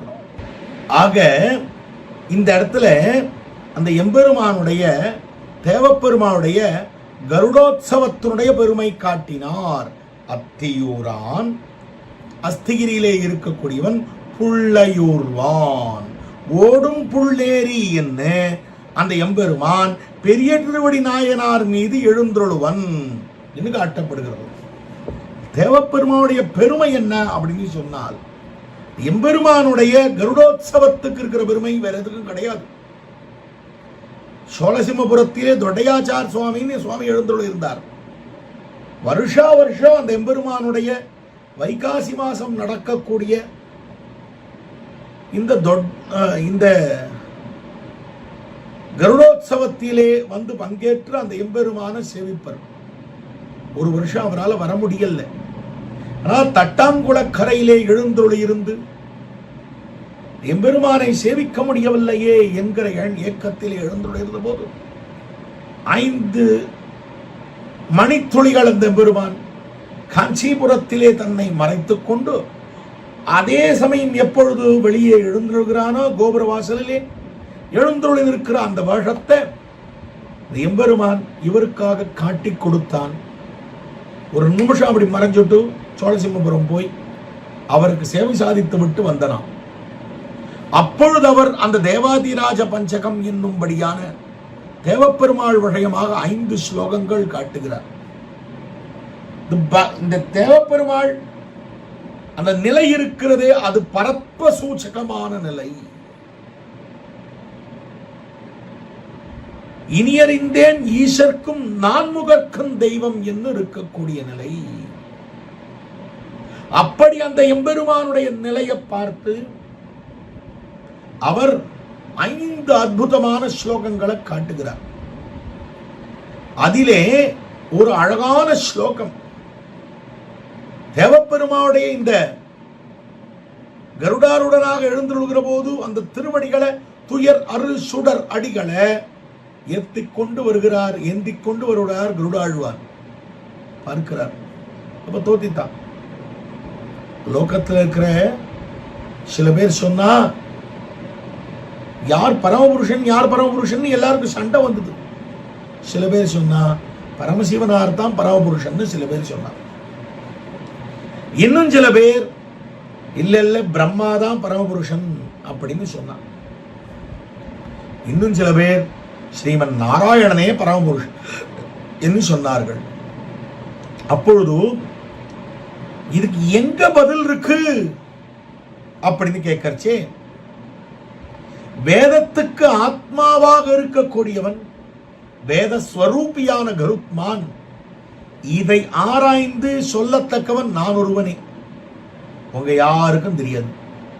ஏனென்றால் வேதம் தான் பரமப்பிரமாணம் ஸ்வத பிரமாணம்னு சொல்லியிருக்கு. அந்த ஸ்வத பிரமாணமான வேதத்தினுடைய ஸ்வரூபி நான் சொல்றேன் யார் பரமபுருஷன். இதோ பாருங்கோள் துயரரு சுடரடி கேசி தத்துவ விசோதனே பசுபதவு பாரம்யமாவும் பரே வியாஜக்ரு கமலாசனே நயவிதாம் அந்நே அரௌ சாதரம் இத்யேவம் சலசேதசாம் தனுபிருதாம் பாதாரவிந்தம் ஹரேஹே.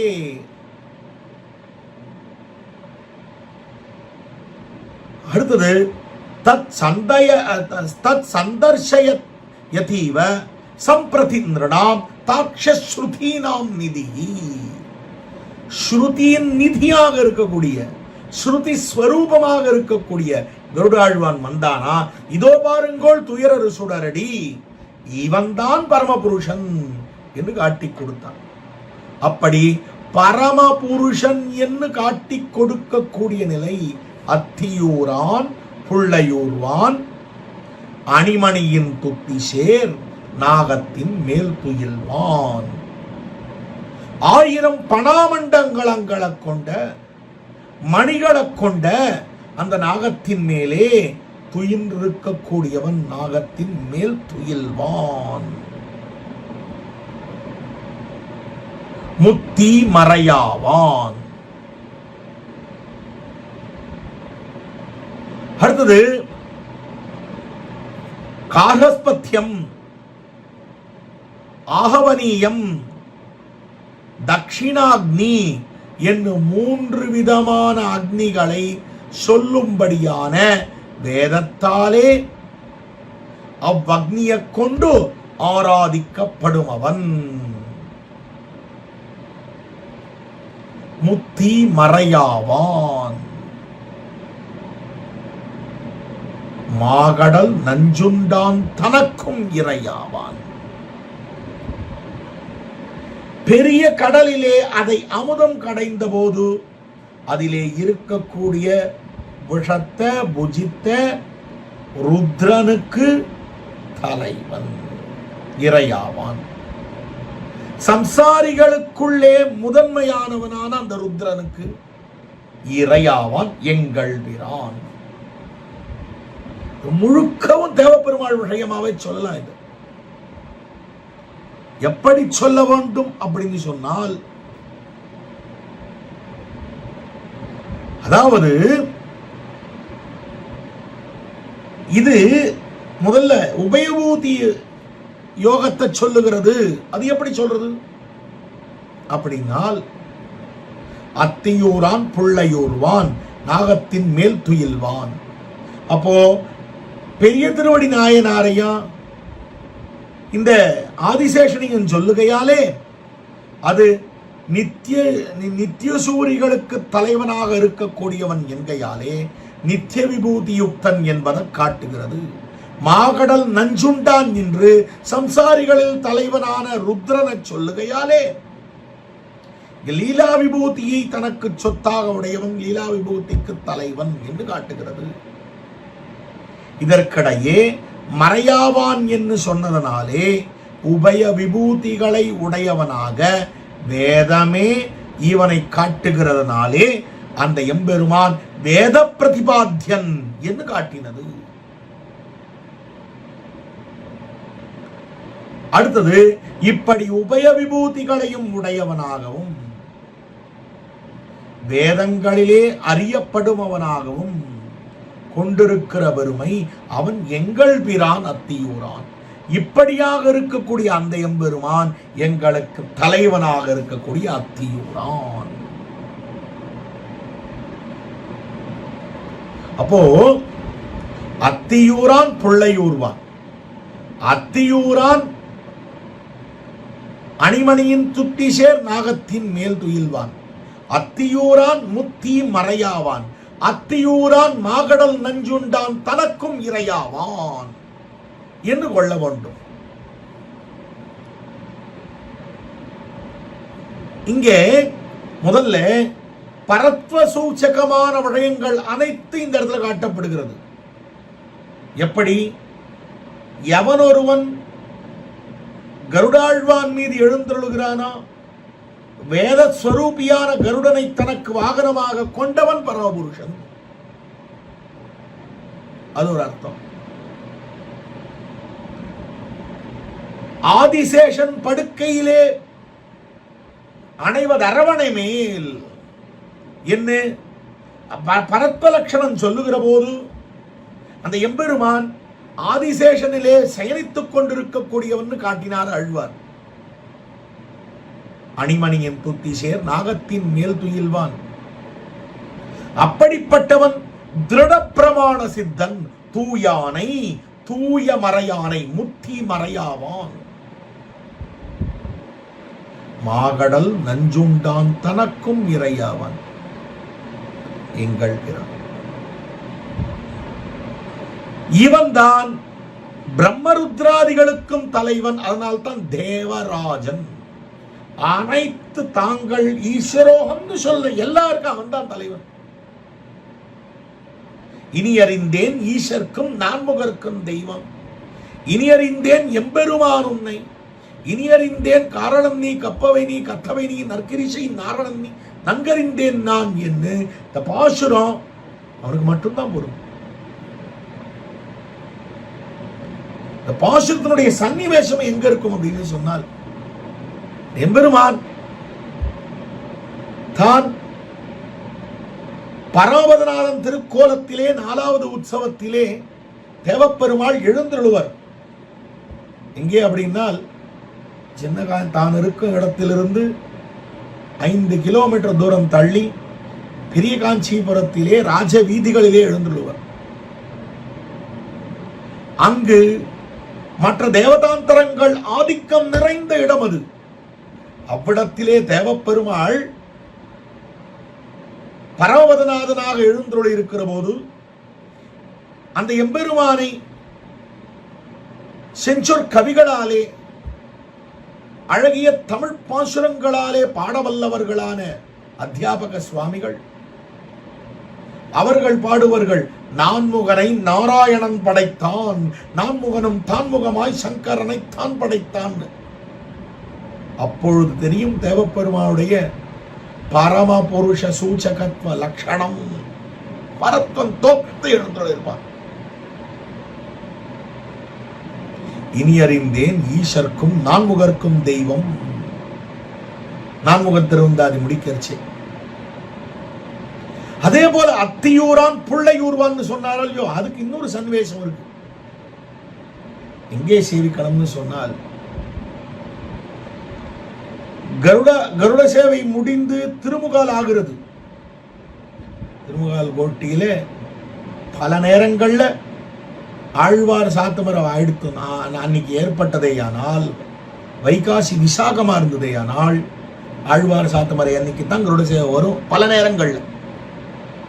அந்த சமயத்துல திருமுகால்ல பெருமாளுக்கு சேவிக்கப்படுவது திருவிருத்தம் என்னும்படியான திவ்ய கிரந்தம். திருவிருத்த பாட்டுக்களை சேவித்துக் கொண்டு வாகன மண்டபத்திலே அந்த எம்பெருமான் எழுந்துள்ளிருப்பான். முடிப்பர்கள் போய் நின்ற ஞானமும் பொல்லா ஒழுக்கும் அழுக்குடம்பும் இன்னின்ன நீர்மை இனியாமுறாமை உயிரளிப்பான் என்னின்ன யோனியுமாய் பிறந்தாய் இமையோர் தலைவா என்று சொல்லுகிற போது, அப்பொழுதுதான் கருடாழ்வான் கைதூக்கி காட்டினதுடைய அர்த்தம் புரியும். இமையோர் தலைவா என்பர்கள் நீ நின்று கட்டருளாய் அடியேன் செய்யும் விண்ணப்பனே. அத்தியூரான் புள்ளையூர்வான்.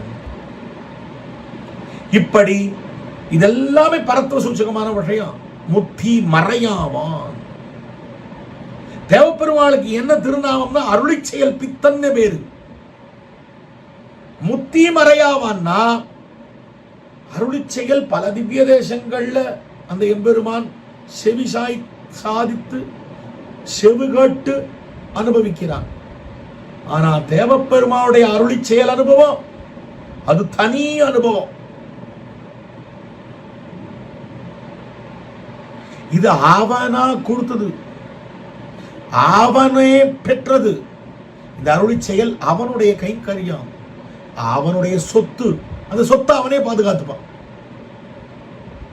அப்படி இருக்கக்கூடிய அந்த அருளி செயலிலே அவகாயித்து அருளி செயல் பித்தனாக முத்தி மறையாவான்னு சொன்னா, தேவப்பெருமாள் வேத பிரதிபாத்தியன்றதை விட திராவிட வேத பிரதிபாத்தியனாக இருக்கும் நிலைதான் மேலான நிலை. ஏன் எப்படி திராவிட வேத பிரதிபாத்தியன்னு தேவப்பெருமாளை சொல்ல முடியும்? அங்கன்னு இங்கன்னு தானே, இங்கதானே ரெண்டு பாசுரம் இருக்கு. அப்படி இருக்கிறச்சே அருளி செயல்ல பகரப்பட்டவன் தேவப்பெருமான் எப்படி சொல்றதுன்னா, ஆழ்வாருடைய முதல் பிரபந்தத்தையும் சரம பிரபந்தத்தையும் பார்க்கணும். முதல் பிரபந்தத்துல இமையோர் தலைவான்னு தொடங்குறார். சரம பிரபந்தத்தை தொடங்குகிற போது அயர்வரும் அமரர்கள் அதிபதினு தொடங்குறார். அப்ப முதல் பிரபந்தத்தையும் சரம பிரபந்தத்தையும் தொடக்கத்திலிருந்து தேவப்பெருமாளுக்கு சமர்ப்பித்ததனாலே தமிழ் வேதம் அது. ஆழ்வாருடைய 4 கிரந்தங்கள் வேதம், தமிழ் மறை. அதுக்கு 6 கிரந்தங்கள் அங்கங்களாக கூற அவதரித்தது திருமங்கை ஆழ்வாருடைய கிரந்தம். அதனால ஆழ்வார் முதல் கிரந்தத்திலையும் கடைசி கிரந்தத்திலையும் தேவப்பெருமாளை விழித்து தொடங்குவதனாலே அருளி செயலிலே பகரப்பட்டவன் தேவப்பெருமாள் என்று கொள்ள கட்டில்லை. அப்ப முத்தி மறையாவான் என்பது திராவிட வேத பிரதிபாத்தியன் என்னே கொள்ள வேண்டும். அதனால தான் அந்த தேவப்பெருமாள் பைந்தமிழ் பின் சென்ற பச்சை பசும் கொண்டலாக இருக்கிறார். மாகடல் நஞ்சுண்டான் தனக்கும் இறையாவான். பரமசிவனார் முதலான தேவதைகளுக்கும் இறையாவான். அதைத்தான் இப்ப பார்த்தோம். எங்கே அப்படின்னு சொன்னா, அதுதான் நான் முகனை நாராயணன் படைத்தான் என்று தேவர்களுக்கெல்லாம் அதிபதி என்று பார்த்தோம். அடுத்தது காட்டி இருக்கக்கூடிய விஷயம், எங்கள் பெருமான் இமையோர் எங்கள் பெருமான் இமையோர் தலைமகன் நீ செங்க நெடுமால் திருமார்பா பொங்கு படமோக்கி ஞாயிறவாய் பாம்பனை மேல் சேர்ந்தாய் குடமூக்கில் கோயிலா கொண்டு. கீழ்ப்பாசுரத்தில் தேவப்பெருமாள் விஷயமா காட்டினார். இப்பாசுரத்திலே திருக்குடந்தையிலே எழுந்தருளி இருக்கக்கூடிய அந்த எம்பெருமானை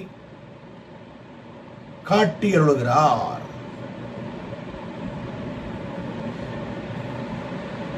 திருமார்பா, பெரிய பிராட்டியை திருமார்பிலே உடையவனே, செங்கண் நெடுமால், சிவந்த திருக்கண்களை உடைய சர்வேஸ்வரனாய் இருக்கக்கூடியவனே, இமையோர் தலைமகன், நித்திய சூரிகளுக்கு தலைவனாக இருக்கக்கூடியவனே, எங்கள் பெருமான் நீ, எங்களுக்கு சுவாமியாக இருக்கக்கூடியவனே,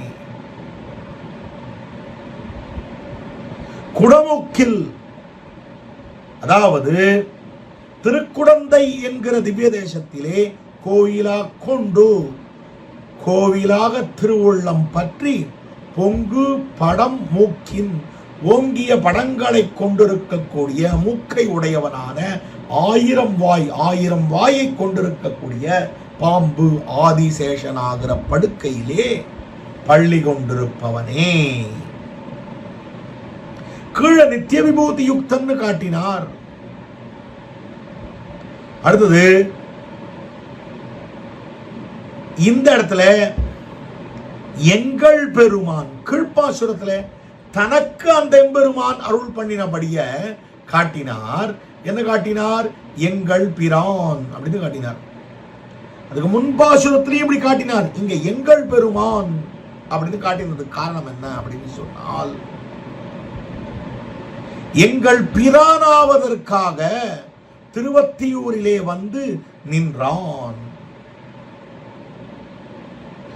அடுத்தது சம்சாரத்தை கிழங்கெடுத்தல்லது ஓயமாட்டேன்னு நின்னவன் திருக்குடந்தையிலே படுத்து நூட்டான் என்று காட்டப்பட்டது. அப்போ இது 2 பாசுரத்துக்கு முன்னாலே அந்த எம்பெருமான் இருந்த நிலை திருப்பாடகம் சொல்லப்பட்டது, நின்ற நிலை திரு அத்தியூர்னு சொல்லப்பட்டது. இப்பொழுது கிடந்த நிலை காட்டப்படுகிறது, திருக்குடந்தையிலே கிடந்த நிலை. அப்ப நின்னது, இருந்தது, கிடந்தது 3த்தையும் காட்டிட்டார். இப்படி படுக்கை விரித்துக் கொண்டிருக்கிறவன் திருமார்பா, திருவாகர ஸ்ரீதேவியை தன்னுடைய திருமார்பிலே தரித்திருக்கக்கூடியவன். கஸ்ரீஹி ஸ்ரீயா, பரமபுருஷ சூச்சகத்துவம், ஸ்ரீயப்பதித்வம் என்பது அவனை நிரூபித்துக் கொண்டிருக்கக்கூடிய, அவனுடைய ஸ்வரூபத்தை நிரூபிக்கும்படியாக அமைந்திருக்கிறது ஸ்ரீயப்பதித்வம். அதுதான் திருமார்பா, எங்கள் பெருமான். அப்போ எங்கள் பெருமான் ஆவதற்காக நீ திருக்குடந்தையிலே கோவில் கொண்டருளினாய் என்று பொருள். அடுத்தது அயர் வரும் அமரர்கள் அதிபதி, அதத்தான் இமையோர் தலைமகன் என்று காட்டுகிறார். செங்கநெடுமால், தஸ்யயதா கப்யாசம் புண்டரீகமேவமக்ஷினி என்று பரத்வ சூச்சகமான திருக்கண்கள் புண்டரீகாட்சத்துவம் ஆக ஸ்ரீயப்பதித்வம் என்று சொல்லப்பட்டது திருமார்பா என்கையாலே. அடுத்தது புண்டரீகாட்சத்துவம் சொல்லப்பட்டது செங்கண்மால் என்கையாலே. அடுத்தது இமையோர் தலைமகன் சொன்னதுனாலே பிரம்ம ருத்ராதிகள் எல்லாவற்றுக்கும் தலைவனாக இருக்கக்கூடிய நிலை காட்டப்பட்டது. இப்படிப்பட்டவன் எங்கள் பெருமான், இப்படி இருக்கிறவன் எங்கள் பெருமான் என்று காட்டுகிறார். எங்கள் பெருமான் ஆவதற்காக அப்படின்னு அப்பிள்ளை நிர்வாகம். எங்கள் பெருமான் இமையோர் தலைமகன் செங்கண்மால் திருமார்பா என்னும் அனைத்தையும் வெளியாக கொண்டு பெரியவாச்சான் பிள்ளை நீ யார்? எங்கள் பெருமான் நீ, இமையோர் தலைமகன் நீ, செங்கண் நெடுமால் நீ, திருமார்பன் நீ. அப்படிப்பட்ட நீ திருக்குடந்தை என்னும்படியான திவ்ய தேசத்திலே நித்தியவாசம் பண்ணுகிறாய். யாருக்காக? இவர்களுக்காக என்று காட்டியிருக்கிற நிலை. கடுத்த பாசுரத்துல காட்டியிருக்கிற விஷயம் என்னென்னால், கொண்டு வளர்க்க குழவியாய் தான் வளர்ந்தது, உண்டு உலகேழும் உள்ளொடுங்க, கொண்டு குடமாடி கோவலனாய் மேவி என் நெஞ்சம் இடமாக கொண்ட விரை. அடுத்தது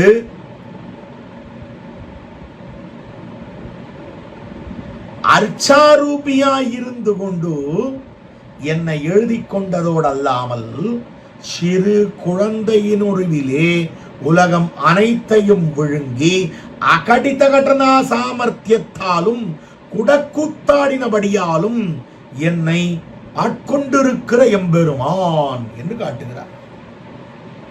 கோவலனாய் சர்வேஸ்வரனான எம்பெருமான் இடக்கையும் வலக்கையும் அறியாத ஆயர் குலத்திலே வந்து மேவி பொருந்தி.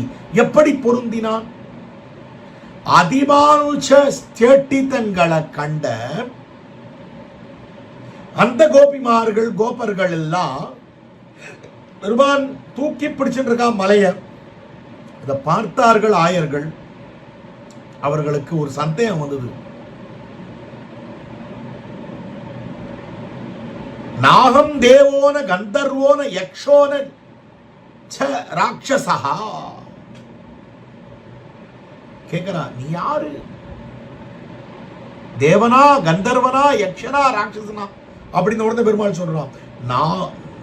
நாகம் தேவஹா ந கந்தர்வஹா ந யக்ஷஹா ந ச ராட்சசஹா. பெருமாள் சொல்றான். அப்ப யாரு? அகம்போ பாந்தவோ ஜாதஹா. நான் உங்களுக்கு உறவினனாக பிறந்தவன் என்று அவர்களை மறுத்துத்தான் அவர்களுக்கு பொருந்தி கிடந்தான்.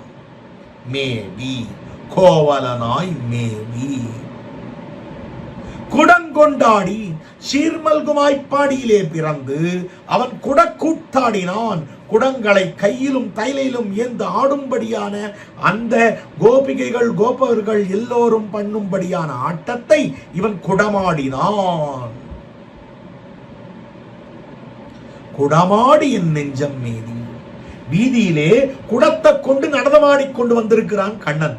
அந்த சமயத்துல இவர் அவனை பார்க்கிறார். பார்த்த உடனேயே சடால்னு இந்த வீதியிலிருந்து இவர் திருமார்புல வந்து இவர் திருவுள்ளத்துல வந்து ஆட்டமாக ஆடி அவர் திருவுள்ளத்துல ஆட ஆரம்பிச்சுட்டானா.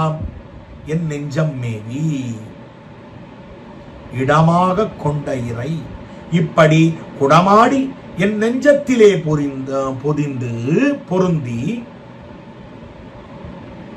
எதற்கும் உருகாத என்னுடைய நெஞ்சத்தை அதையும் குடக்கூத்த காட்டி உருக்க பண்ணினானே. அது ஒரு அகடித கடனா சாமர்த்தியம். அவருடைய அகடித கடனா சாமர்த்தியம் என்னன்னால், கொண்டு வளர்க்க குழவியாய் தான் வளர்ந்தது இல்ல, ஆளிலையில் துயின்னது இல்ல. அதுக்கு முன்னாலேயே எதுக்கும் உருகாத என் நெஞ்சத்தை உருக்கினானோ இல்லையோ, அதுவே அகட்டித கடனா சாமர்த்தியம் அப்படின்னு காட்டினார். கொண்டு வளர்க்க குழவியாய் தான் வளர்ந்தது. சிலர் எடுத்து இவனை பாலூட்டி சீராட்டி வளர்க்க வேண்டிய பச்சை குழந்தையினுடைய வடிவ கொண்டு ஆலிலையில், எங்கன்னா எதுல கண் வளர்ந்தருளினவன்? ஆலிலையில் கண் வளர்ந்தருளினவன்.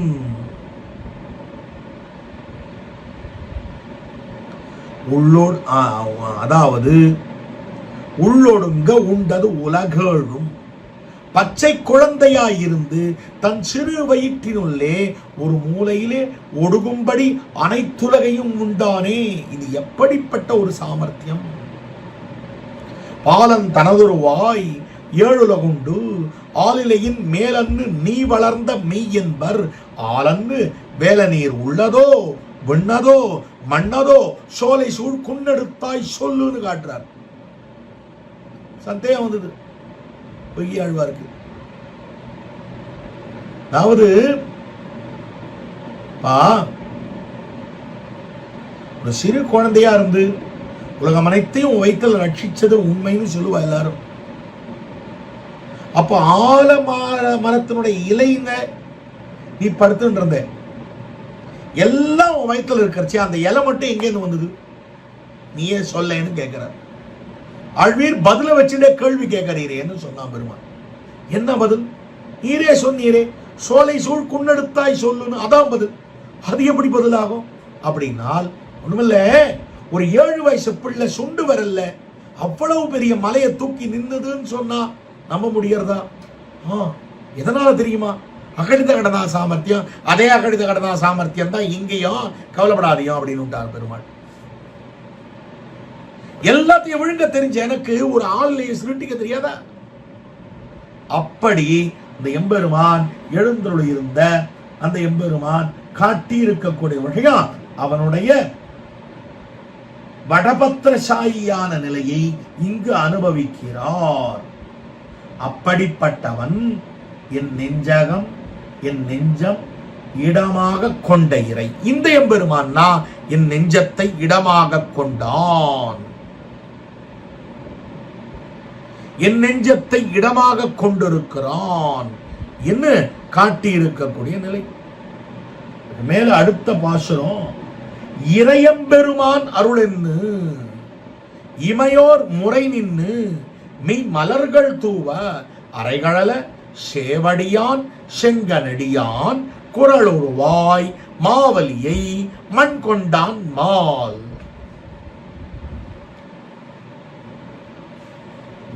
பிரம்மா சிவன் முதலான தேவர்கள் அவர்கள் எங்களுக்கு வகுத்த சுவாமியான இறை சர்வேஸ்வரனே அப்படின்னு என்னை நீ அருள வேணும் என்று தங்கள் அடிமைத்தனத்துக்கு தக்கவாறு மொய் மலர்கள் அழகிய புஷ்பங்களை தூவ, அந்த எம்பெருமானை இடத்திலே தூவ. அடுத்தது அரைகழல சே அடியான் ஒலிக்கின்ற வீர கழல்களை உடைய திருவடிகளை உடையவன், செங்கண் சிவந்த கண்களை உடையவன் நெடியான், எல்லாரை விடவும் மேம்பட்டவனாக இருக்கிறான் மால். அடியவர்கள் பக்கலிலே அன்புடையவனான திருமால் குரல் உருவாய் வாமன ரூபியாய் வந்து தோன்றி மாவலியிடம் மண்ணை அளந்து கொண்டான் என்று காட்டப்படுகிறது. இப்படி தன்னையே விரும்பும் அயன் அனன்ய பிரயோஜனரை ரட்சிப்பதற்காக படாத பாடுபட்டானே அந்த எம்பெருமான். அப்ப தன்னை விரும்பாமல் அற்பமான விஷயத்தை வேணும்னு கேட்கிறவாளுக்கு என்ன பண்ணுவான்னா அவளுக்கு அவ்வளவு பாடுபடுவான். ஏன்னா ஏன் அவனிடத்துல வந்து மற்ற விஷயங்களை கேட்கிறவாளை ஏன் அவனுக்கு பிடிக்கும்னா அதுக்காகவான என்னிடத்துல வராளேன்னு பிடிக்குமா அந்த எம்பெருமான. இறையம்பெருமான் அருள் என்று எல்லா உலகுக்கும் இறைவனே, எங்களுக்கு சுவாமியானவனே, அகில ஜெகத் சுவாமின்னு அஸ்மத் சுவாமின்னு என்கிறார் போலே அறிவதறியான் அனைத்துள உடையான் என்னையாளுடையான் என்கிறார் போலே அருள் என்று எப்படி வா வந்து உழறா இந்த பெருமான் இடத்துல. பகவானே எனக்கு அருள வேணும். இறை எம்பெருமான் எல்லாருக்கும் தலைவன், எம்பெருமான் எனக்கு தலைவன் என்கிறார் போல வந்து விழறா. எதுக்கு? கள்வா எம்மையும் எழுலகும் நின் உள்ளே தோத்திய இறைவா என்ன ஸ்தோத்திரம் பண்றா. அருள் என்ன ஸ்தோத்திரம் பண்றா. எப்படி வராளா? தன்னுடைய சொத்து அனைத்தும் போகும் என்கிற தருவாயிலே எவன் ஒருவன் அந்த ராஜாவின் இடத்துல எல்லாம் போச்சு, நீதான் காப்பாத்தணும், நீதான் காப்பாத்தணும், நீதான் என்னுடைய சொத்தெல்லாம் வாங்கி தரணும்னு காலில் வந்து விழுவாளோ, அதுபோல எங்களுடைய சொத்தெல்லாம் அந்த ராட்சசை எடுத்துன்னு போட்டான், இந்த ராட்சசை எடுத்துன்னு போட்டான், தயவு செய்து காத்துக்கொடு என்று வரக்கூடிய இமையோர். யார் இவா? வெள்ளேரன் நான்முகன் இந்திரன் வானவர் என்ன இமையோர்.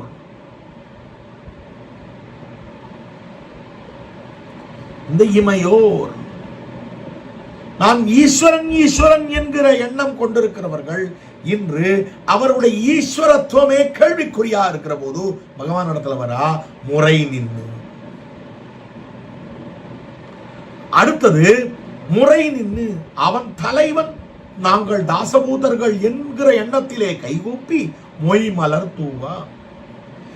அந்த தேவதைகளுடைய அடியவர்கள் அவளை எப்படி பூஜிப்பாளோ அதுபோல மலர்களை கொண்டு பகவான் திருவடிகளிலே தூவா.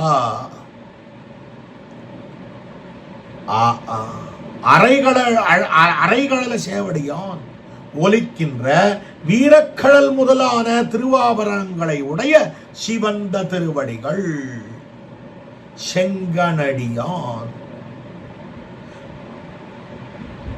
சிவந்த திருக்கண்களை உடையவன் நெடியான் அனைவரிலும் பெரியவன் மால். இவர்கள் நம்பை விரும்பாமல் ஒரு க்ஷுத்ர பலத்தை என்றோ விரும்புகிறார்கள் என்று சிறிதும் முகஞ்சொலிக்காமல் அந்த தேவர்கள் விஷயத்துக்காக தானே வலியச் சென்று தன்னுடைய அன்பை காட்டக்கூடியவன். அதனால மால்.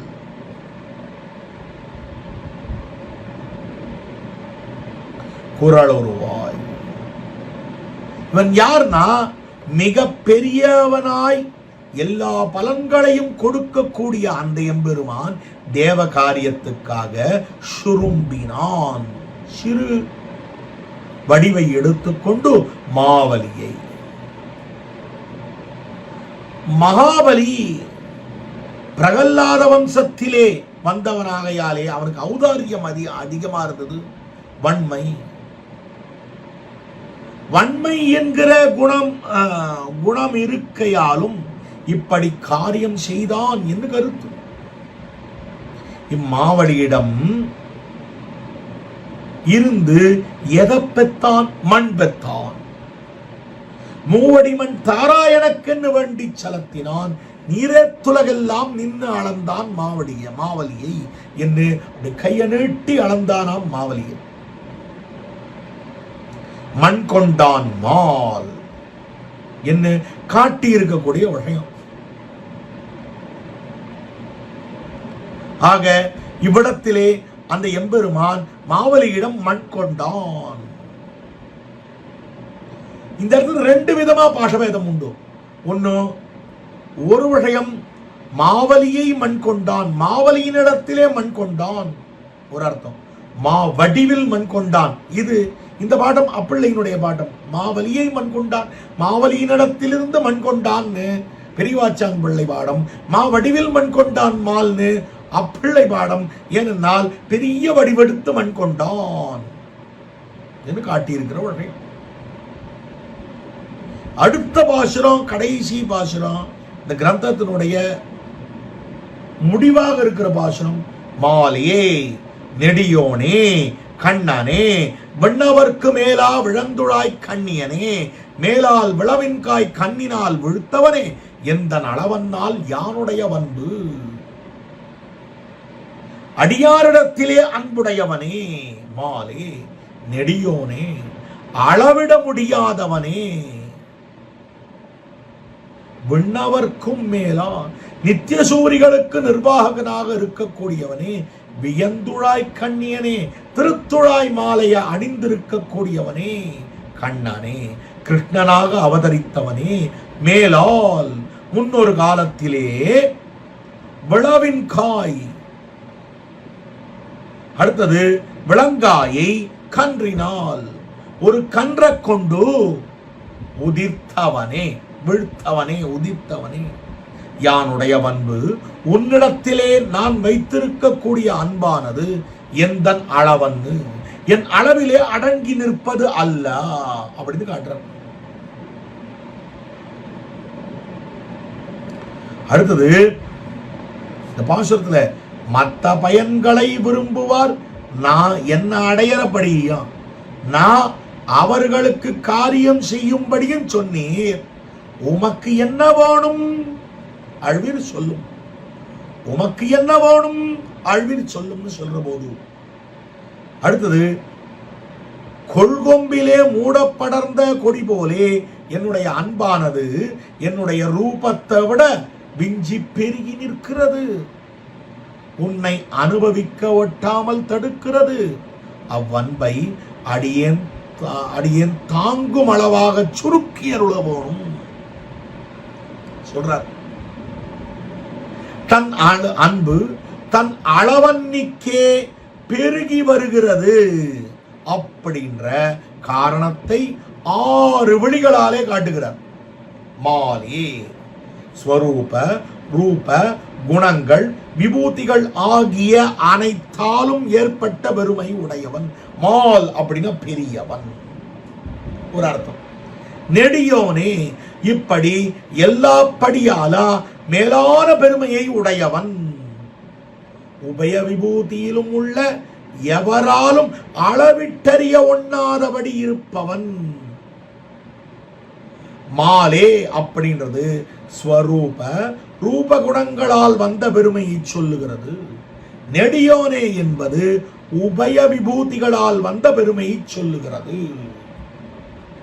கண்ணனே கண்ணாவான் என்னும் மண்ணோர் விண்ணோர்க்கும் என்ன உபய விபூதியில் உள்ளாரையும் கண் போலே வழிகாட்டி நடத்தி செல்லக்கூடியவனே. அடுத்தது விளவின்காய் கண்ணினால் வீழ்த்தவனே என்று கிருஷ்ணாவதாரத்துல பண்ணக்கூடிய சேட்டிதங்களை சொன்னதாலே கிருஷ்ணனாக வந்து அவதரித்தவனே என்று பொருள். விண்ணவர்க்கும் மேலா என்னும் பரவதத்துல நித்தியசூரிகளுக்கும் மேம்பட்டவனாக இருக்கக்கூடியவனே. விழந்துழாய் கண்ணியனே அந்த நித்தியசூரிகளாலும் ஆசைப்படத்தக்கதாய் உனக்குள்ள பெருமைகள் அனைத்தையும் காட்டுவதான திருத்துழாய் மாலையாலே அலங்கரிக்க பெற்றவனே. மேலால் முன்பொரு காலத்திலே விளவின்காய் கண்ணினால் விழுத்தவனே கிருஷ்ணனாக அந்த எம்பெருமான் அவதரித்தான். கம்சன் அசுரர்களை ஏவுகிறான்.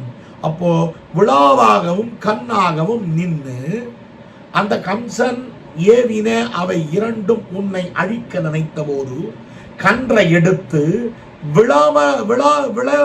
விழாவின் மேல் விளங்காயின் மேல் நீ எரிந்தாய். அப்படி எரிந்து ஒரே நேரத்துல 2 பேரையும் அழிச்சியே, 2த்தையும் அழிச்சியே. இப்படி இருக்கக்கூடிய பரத்வ குணத்துக்கு நிர்வாகனாக இருக்கக்கூடியவனே. அப்படி இல்லாமல் இப்படி சொல்லலாம். இப்படி இல்லாமல் இந்த ஆழ்வார் விஷயத்தில் அந்த எம்பெருமான் என்னென்ன விஷயீகாரம் பண்ணினான்னு காட்டுறார். இந்த 6 விழிகளாகும். என்ன 6 விழிகள்? மாலே நெடியோனே கண்ணனே விண்ணவர்க்கும் மேலாய் விழந்துழாய் கண்ணியனே மேலால் விழவின்காய் கண்ணினால் வீழ்த்தவனே. இந்த 6 எப்படி அப்படின்னு சொன்னால் மாலே அடியவர்களிடத்திலே அன்பே உருவானவனே. மென்மேல் என் அன்பு பெருகி வரும். மேலும் மேலும் பெருகி வரும் அன்பை பொழிந்து எந்த அளவல்லாதபடி என் அன்பை பெருகச் செய்து விட்டாய். என்ன பண்ணாய்? மாலே அடியவர்களிடத்திலே அன்பே உருவானவன் நீ. உன் அன்பை என் மேல மேல பொழிந்து எனக்கு உன் மேல ரொம்ப அதிகமான அன்பாய் படுத்து. அது எவ்வளவு தூரம் ஆய்வுடுத்துனா என்னை விட அதிகமா வளர்ந்துருத்தது. அதுவே இப்ப தடையா இருக்கும் போல இருக்கு. நெடியோனே என் அன்பு ரொம்ப பெருசுன்னு நினைச்சேன். ஆனால் ஆதானிற் பெரிய என் அவா அறச் சூழ்ந்தாயே என்று உன் அன்பானது அதைவிட பெரியதாக இருக்கிறது என் மேல இருக்கிற அன்பு. மாலே உன் அன்பை காட்டி என் அன்பை பெருக்கினாய், என் அன்பை பெரிதுன்னு நான் நினைத்தால் இல்லல்ல, அப்பவும் கூட நெடியோனே உன் அன்பு என் அன்பை விட பெரியதாக வைத்திருக்கிறாய், அவ்வளவு அன்பை வைத்திருக்கிறாய் நெடியோனே கண்ணனே. அடுத்தது, அந்த எம்பெருமானால தூண்டப்பட்ட ஆயர்கள், ஆய்ச்சியர்கள், பசுக்கள், கன்றுகளையும் கூட ரட்சிப்பதற்காக கண்ணனாய் அடியவர்களுக்கன்றோ நீ அவதரித்தாய், அதுபோல எனக்கும் அவதரித்திருக்கிறாயே கண்ணன்னா. அவளுக்கு மட்டும் இல்ல, எனக்கும் தான். விண்ணவர்க்கும் மேலாய் இமையோர் தமக்கும் நெஞ்சால் நினைப்பறிதால் வெண்ணையூன் என்னும் ஈனச் சொல்லே என்கிறபடியே ஆஸ்ரித பரதந்திரனாய் இருந்த நிலையிலே நித்திய சூரிகளாலும் அளவிட்டறிய முடியாதவனாக இருந்தவனே. என்ன விண்ணவர்க்கும் மேலாயினா? விண்ணவர்களுக்கெல்லாம் பெரியவன் அந்த அர்த்தம் இல்ல. கண்ணனா வந்து அவதரித்த போது வெண்ணைய திருடி தின்று கட்டுண்டு கிடந்தத பார்த்த இந்த நித்தியசூரிகள் எல்லாம் ஆசிரித பாரதந்திரியம் எவ்வளவு பெருசு என்று அவர்களும் கூட அந்த கண்ணனுடைய ஆசிரித பாரதந்திரியத்தை அளவிட்டறிய முடியாதவனாக இருந்து அவர்களை விட மேம்பட்டவனாக இருந்தான். விண்ணவர்க்கும் மேலா வியந்துழாய் கண்ணியனே, அடியார்களை ரட்சிப்பதற்காகவே தனிமாலை இட்டிருப்பவன் மேலா. அதே போல என்ன ரட்சிப்பதற்க ரட்சணத்தை சூச்சகமாகத்தான் இந்த மாலை இட்டிருக்கிறாயா? மேலால் விளவின்காய் கண்ணினால் வீழ்த்தவனே. வத்சாசுரனையா கபித்சாசுரனையா கண்ணனாய் அவதரித்த போது அழித்தார் போலே நான் உன்னை அடைய தடையாக இருக்க அனைத்தையும் அழிப்பவனே. எந்த அளவனால் யானுடைய அன்பு, எனக்கு உன்னிடம் இருக்கக்கூடிய அன்பானது, பிரேமமானது எப்படிப்பட்டதுன்னா, ஒரு கொடி கொள்கொம்பிலே படர்ந்து மேல மேல போயிட்டு இருக்கா போல என்னை விட பெருசா வளர்ந்து என் அளவை விட அதிகமாக இருக்கிறது. சித்தமும் செவ்வை நில்லாது காலாழும் நெஞ்சழியும் கண் சுழலும் என்றது போலே என்னை விட அன்பு அதிகமாய் அடங்க மறுத்து வளர்ந்திருக்கிறது. இப்படி இவ்வளவு பெரிய அடங்க மறுத்த அன்பை எனக்கு வளர்ந்து விட்டது என்ன இந்த எம்பெருமான் மேலே இந்த ஆழ்வாருக்கு இருக்கக்கூடிய துவரையும் அன்பையும் பெருக்கத்தையும் காட்டியுள்ளார். இப்படி முடித்து இந்த கிரந்தமானது அன்புன்னு முடித்தது திருவந்தாது இல்லையா? கடைசியில அன்புன்னு முடித்து திருப்பி அன்பே தகளையா ஆர்வமே நெய்யாக இன்புருகு சிந்தை இடுதிரியா நண்புருகி ஞான சுடர் விளக்கத்தினே நாரணருக்கு ஞானத்தமிழ் புரிந்த நான்னு இந்த கிரந்தத்தை முடிக்கிற வழக்கம். இப்படி இருக்கக்கூடிய அற்புதமான இரண்டாம் திருவந்தாதி என்னும்படியான கிரந்தா பூதத்தாழ்வார் அருளி செய்திருக்கக்கூடிய இப்படி அற்புதமான இந்த கிரந்தத்தை இங்க விண்ணப்பிக்க வேணும் என்ன ஸ்ரீ சுவாமியினுடைய நியமனம். அந்த நியமனானுகுணமாக ஏதோ ஒரு சில வார்த்தைகளை விதத்தி இருக்கிறேன். இதுல சிறிதேனும் நன்மை இருக்குமே ஆயின் அடியனுடைய ஆச்சாரிய வரியர்களாரும் கண்டிப்பா இதுல நிறைய தீமை இருக்கு. அது அடியனுடைய மந்தமதியாலே ஏற்பட்டது. அடியனையும் பயனாகிலும் பாங்கல்லராகிலும் செயல் நன்னாக திருப்தி பணிகொள்வான் என்னுமா போலே திருப்தி பணிகொள்ள வேணும்படியான பிரார்த்தனையோடு இந்த உபன்யாசத்தை நிறைவுறுத்துகிறேன். ஸ்ரீமதே ரம்யஜாமா திருமுனீந்திராய மகாத்மனே ஸ்ரீரங்கவாசினே பூயாது நித்யஸ்ரீ நித்யமங்கலம்.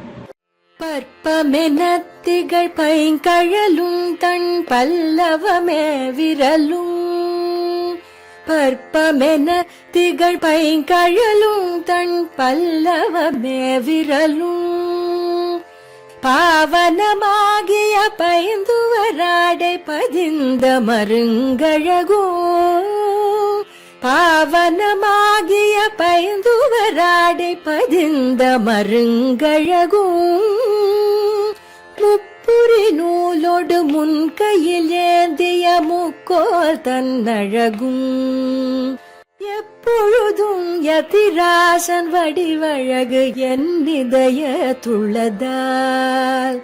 இல்லை எனக்கெதிர் இல்லை எனக்கெதிர் இல்லை எனக்கெதிரே இல்லை எனக்கெதிர் இல்லை எனக்கெதிர் இல்லை எனக்கெதிரே இல்லை எனக்கெதிரே இல்லை எனக்கெதிரே இல்லை எனக்கெதிரே